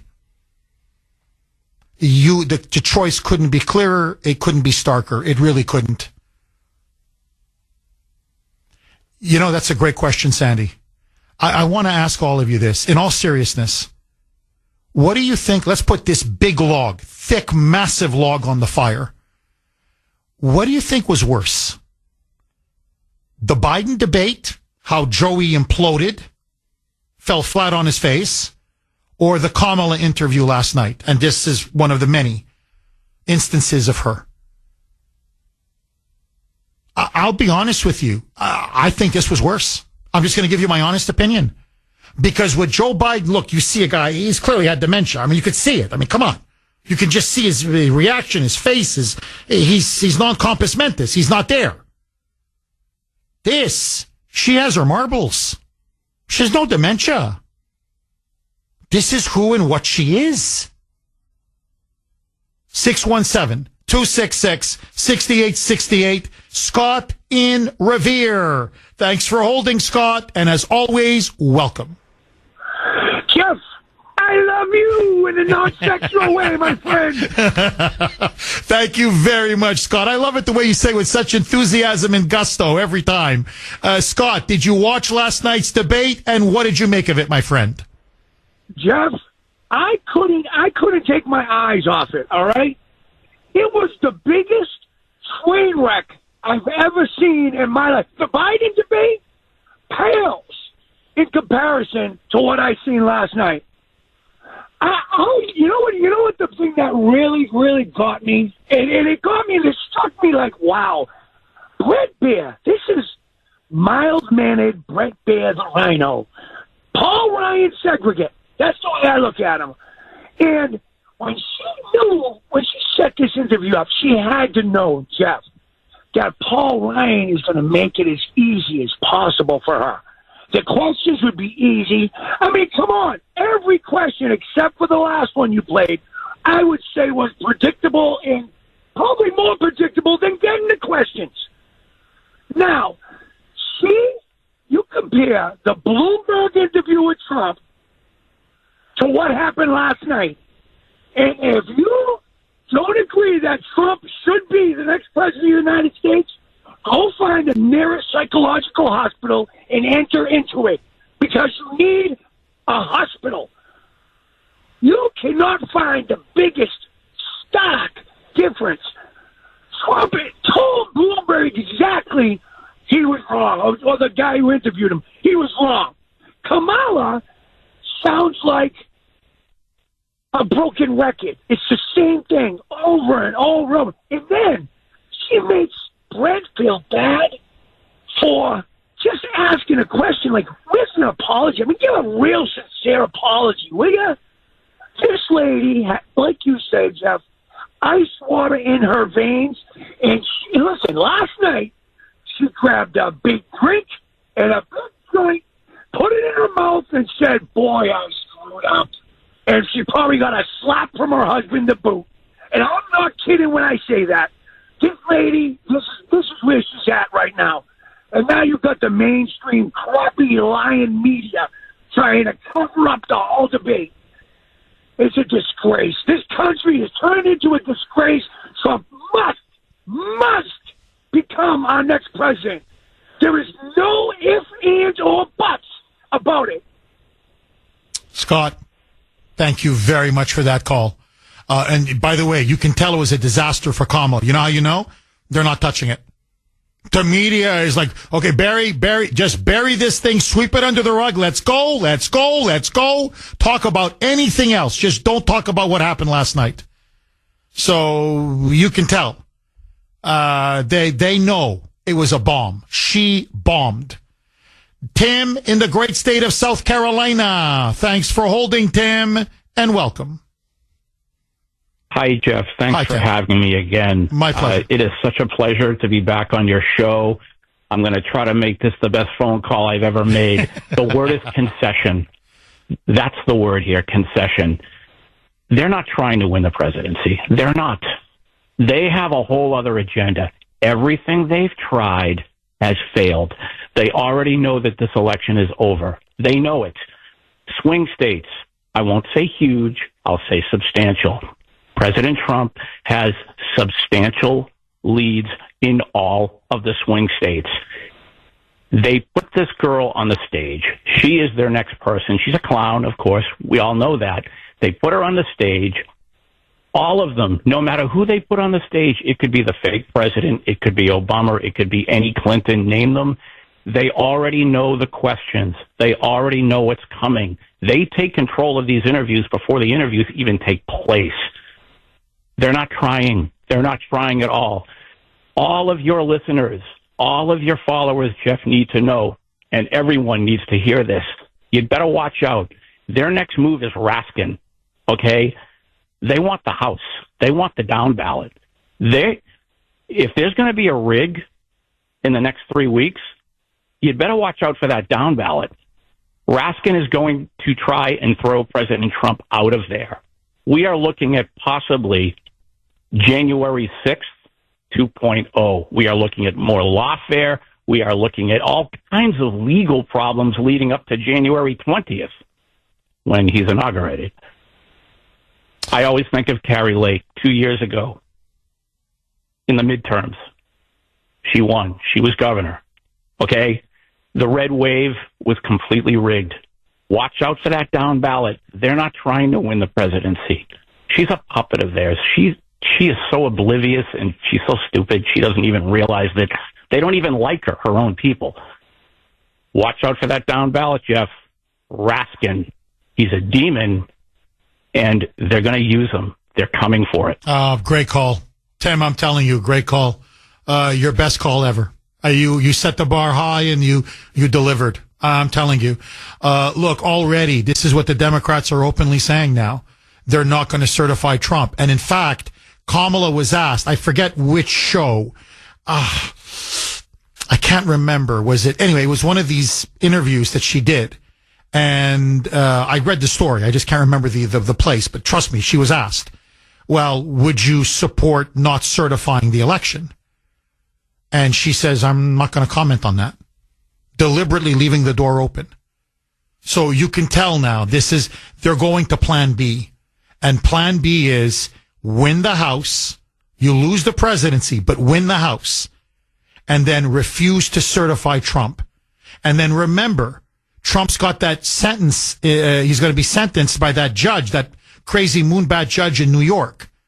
So maybe, after the election, sentence him to prison, and Raskin's going to turn around, and Jeffries, and Pelosi, and Kamala, and Chuck Schumer, and say, well, we can't inaugurate a convicted felon who's just now been sentenced to jail. We can't have that. No, I'm sorry. We're invoking Section 3 of the 14th Amendment, the Insurrection Clause, and we're going to prevent Trump from being installed as president of the United States. You can clearly see now that they're falling back on Plan B. They're not going to let it be easy for him, even when he wins on November. And I think it's going to plunge the country into a massive constitutional crisis. Now, I'm telling you, this is going to really blow up in their face. Part of me wants them to do it, honestly, because the country then is going to really recoil in horror.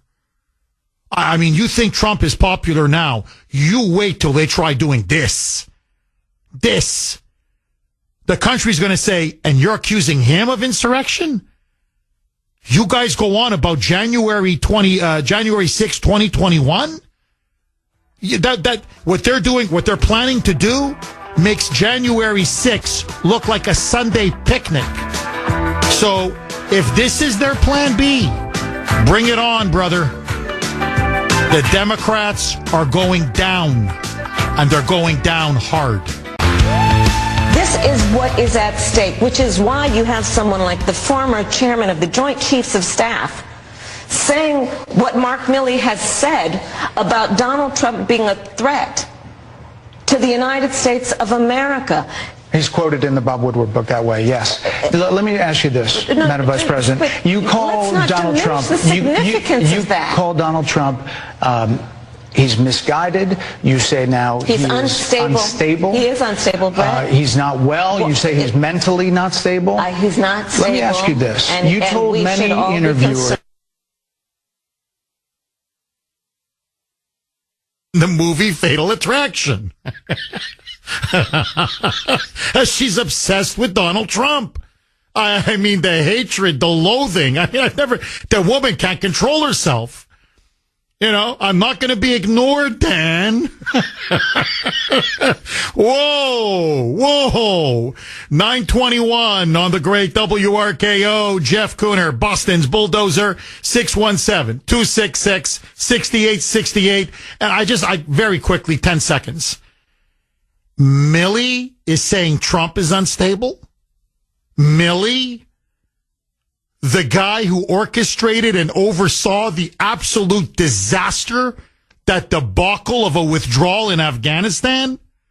And you're calling Trump dangerous and unstable? You handed the whole country over to the Taliban. How many American lives we lost? Billions of dollars in equipment? A massive victory for our mortal terrorist enemies? And you're going on about Trump is the threat? Look in the mirror, buddy. 617-266-6868. So let me ask you, I think it's a great question to ask. What do you think is worse? Really, what was worse? Biden's disastrous performance in that debate on CNN with Trump, or Kamala's interview last night on Fox with Bret Baier? What do you think? Which performance was worse and more damaging? Biden's or Kamala's?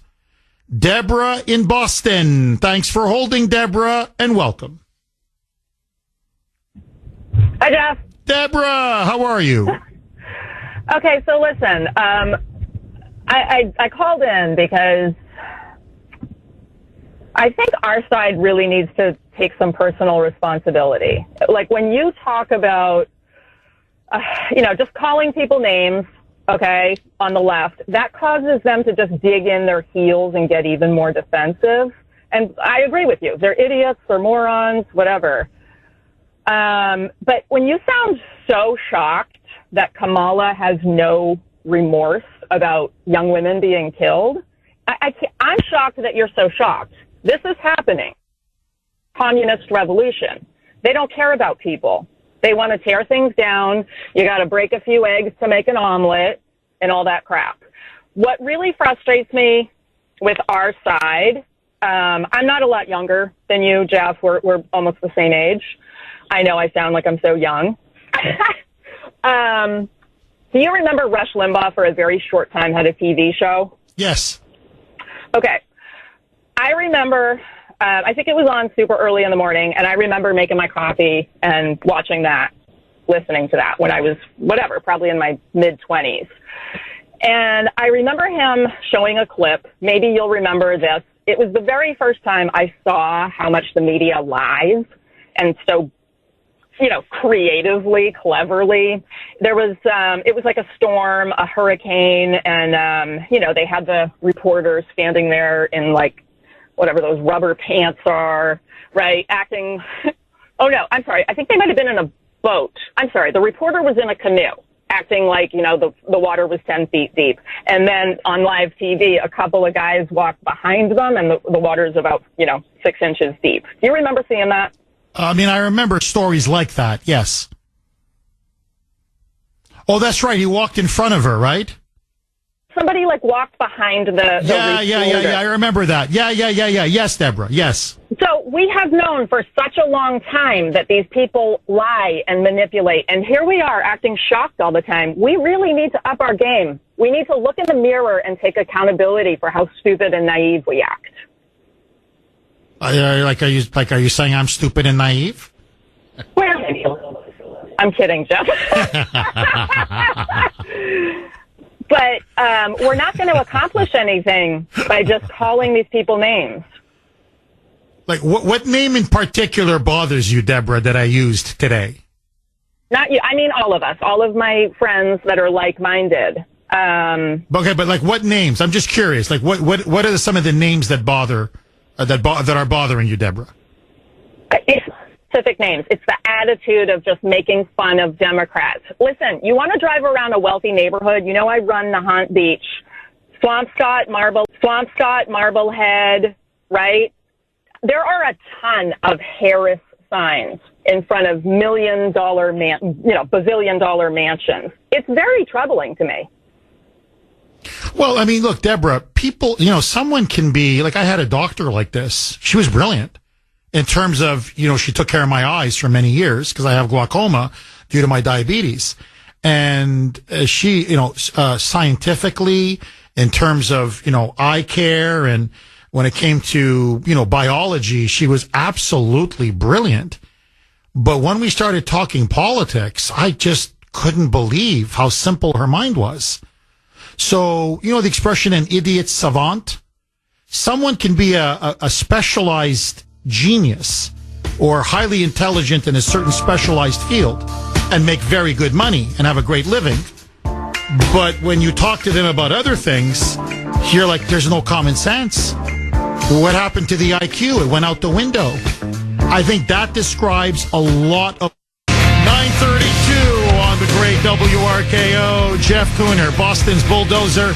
Okay, just super quick. As I was saying before I was cut off by Mike, again, may I add, but let that go, about wealthy liberals. And, because Deborah made a very good point. Look, you just take Wellesley, Brookline. You can, go town after town just here in Massachusetts. And, these are $1 million mansions and they have, Kamala Harris signs. So, hey, Jeff, come on. They're not all idiots. They're not all stupid. They're very successful, many of them highly educated people. True, completely true. It's a very good point. But there's a French phrase that I think really captures them very well. It's, idiots. I don't want to do the French accent, but idiot savant. Idiot savant, as they call it in French, which means a savant. You're a genius. In other words, you're highly intelligent, but you're simultaneously an idiot.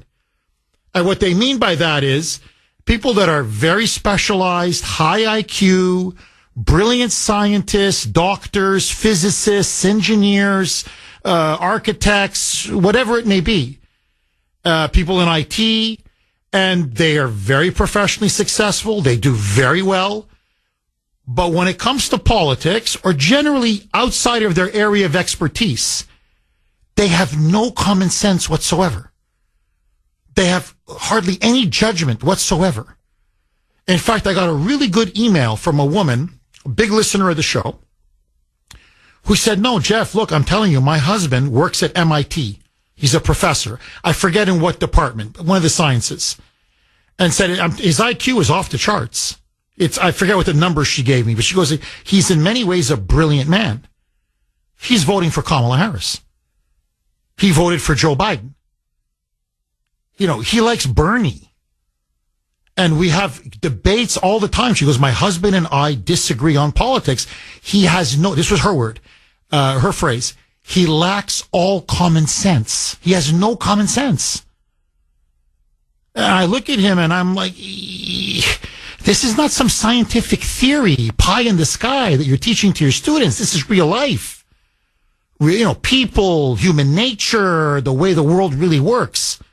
And she said he just can't comprehend that. He doesn't want to accept it. So, you know, this is, you know, you can be brainwashed and indoctrinated or lack all proportion, judgment, and common sense and still be really good at your field. Just, you know, the two of the, you know, you can, you know, do both. So when we're calling Kamala an idiot, because she's an idiot. Now, Deborah said, hey, you know, you almost sound like stupid and naive. Like, you know, you didn't see this. You don't know she's like this. What shocks me is her complete and utter, and this is what she showed last night, her complete and utter lack of self-awareness.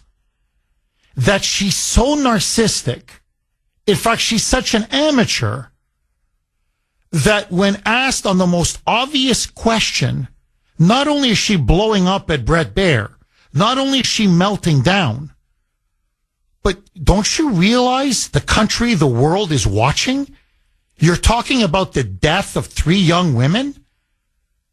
And I'm sorry, you come across as nasty, cold, utterly unfeeling, completely dislikable.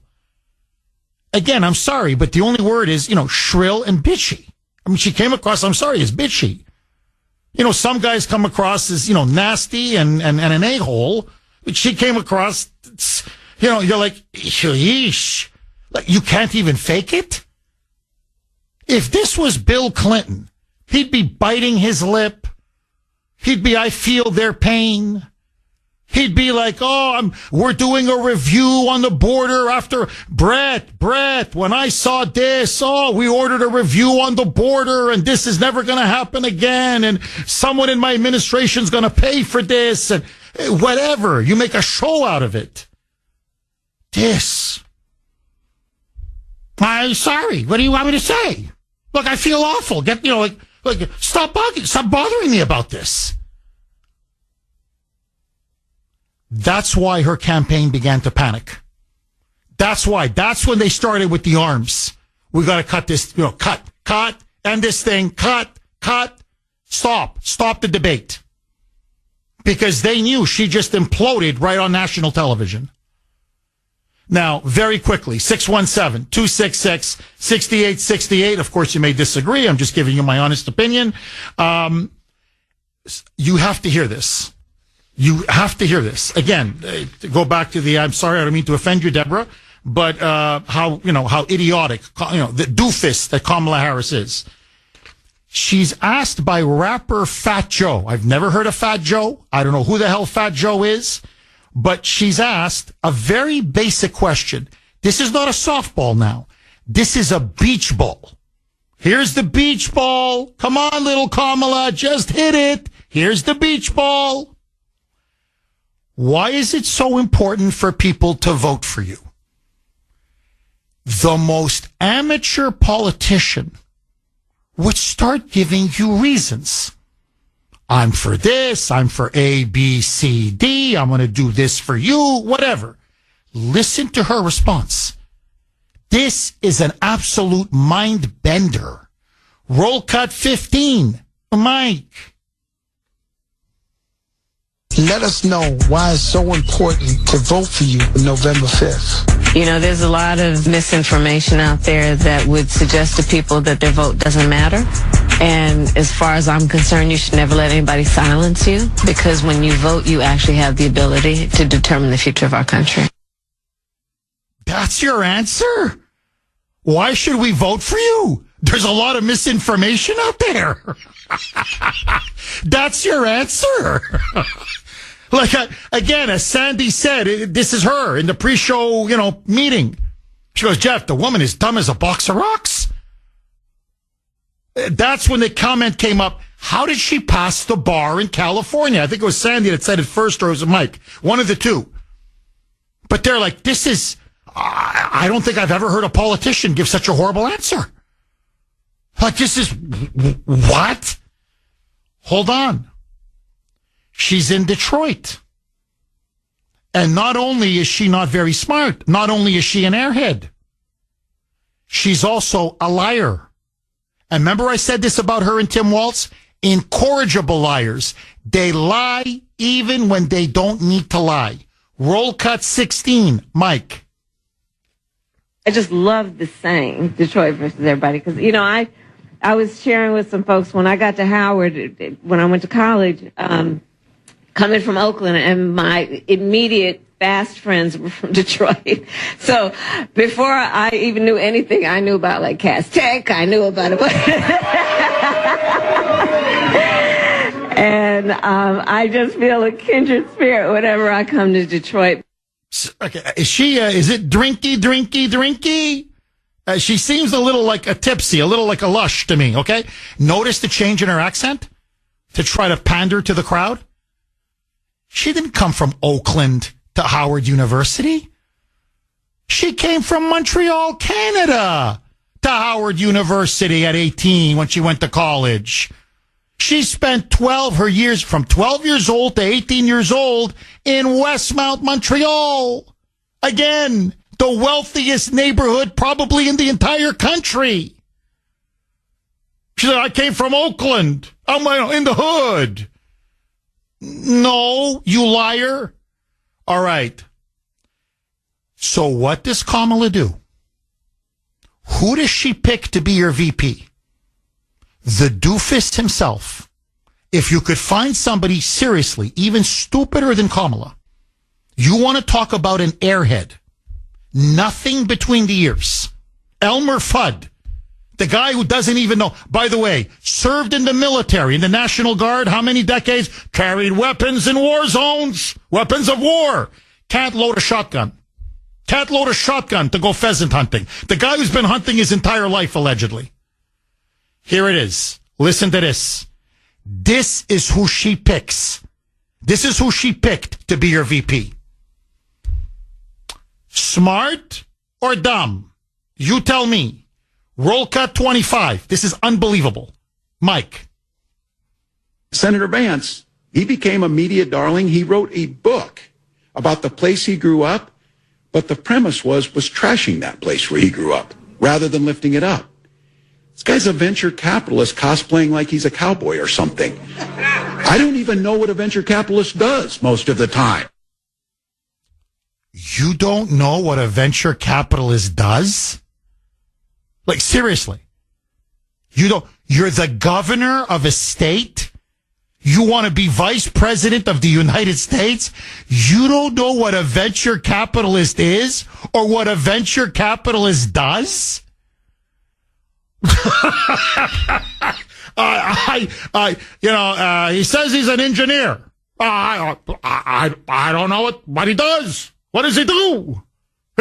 He says he's a doctor. What the hell does he do? What is that?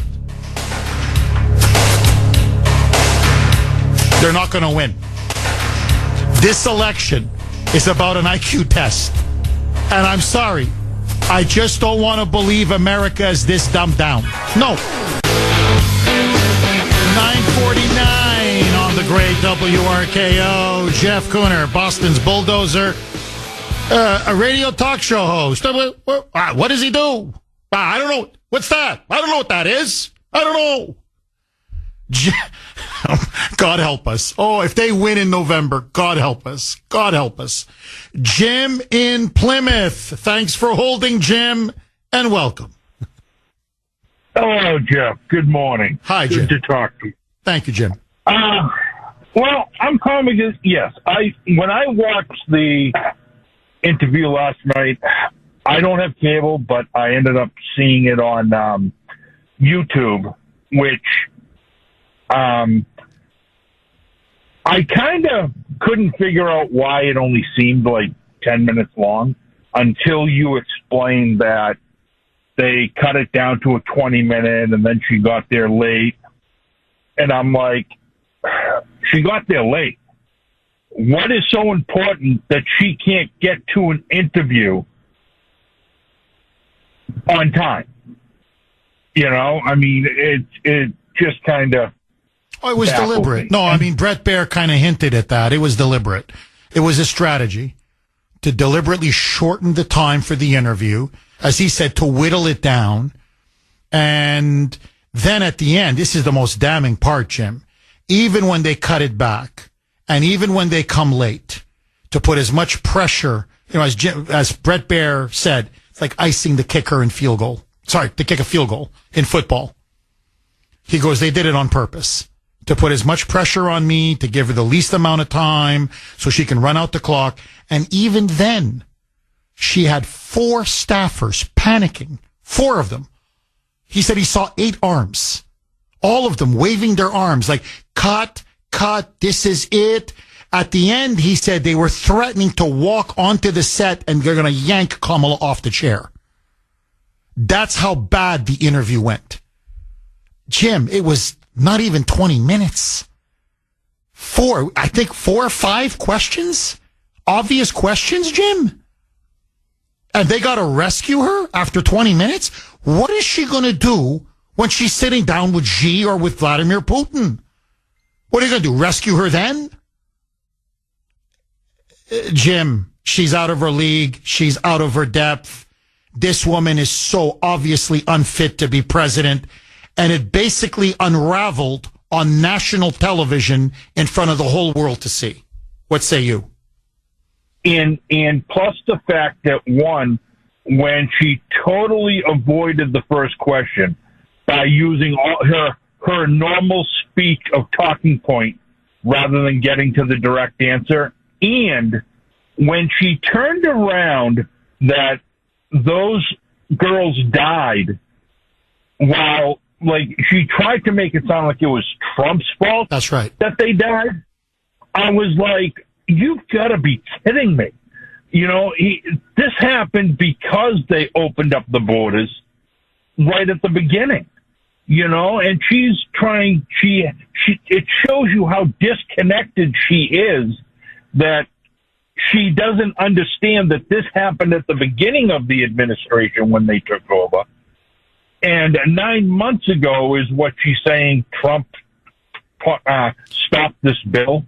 And it kind of occurred to me during that interview, you know, that I said, you know what? I'll bet you Jeff Dunham has a dummy more qualified to be president. You know, that's the only thing I could think of. You know, I just couldn't understand how you turn your interview into blaming Trump for everything. Jim, thank you very much for that call. Really excellent points. No, to be fair to her, I don't think she's that dumb, to be fair. That part was calculated. That part shows to me this woman has no morals whatsoever. She knows she's responsible. She knows it happened under her watch. You know, it's not like, the bill was 9 months ago, but the murders happened 2 years ago. I can't connect the dots. No. She's an incorrigible liar. She's a pathological liar. She's even willing to lie when you're talking about the deaths of, these poor young girls whose mothers are crying in front of Congress. She's got no heart. the woman is as cold can be. Matt in Maine, I hate to do this to you, Matt. 1 minute, the floor is yours. Go. Jeff, when they're talking about Trump wanting to turn the military against the people, you have to put them on defense. Throw it right back in their face. First of all, you tell them Trump won't be president on Election Day. He won't be able to call out the military. But I'm glad you brought it up. It's about time we had this conversation about Antifa and BLM and Tim Walz letting them destroy Minneapolis. That's what Donald Trump's talking about. It. You know it, and I know it. We can't let them disrupt a peaceful transfer of power. You tell me, can you advocate for Antifa and BLM? That's how you handle it. You throw it right back in their face. You put them on their heels. You put them on defense every single time. Matt, have you ever had your IQ checked?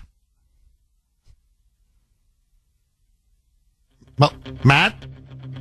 Whatever. Okay, Matt, I can tell you right now, super high IQ, I guarantee you're above 140, guaranteed. I don't know why Mike wouldn't let you answer.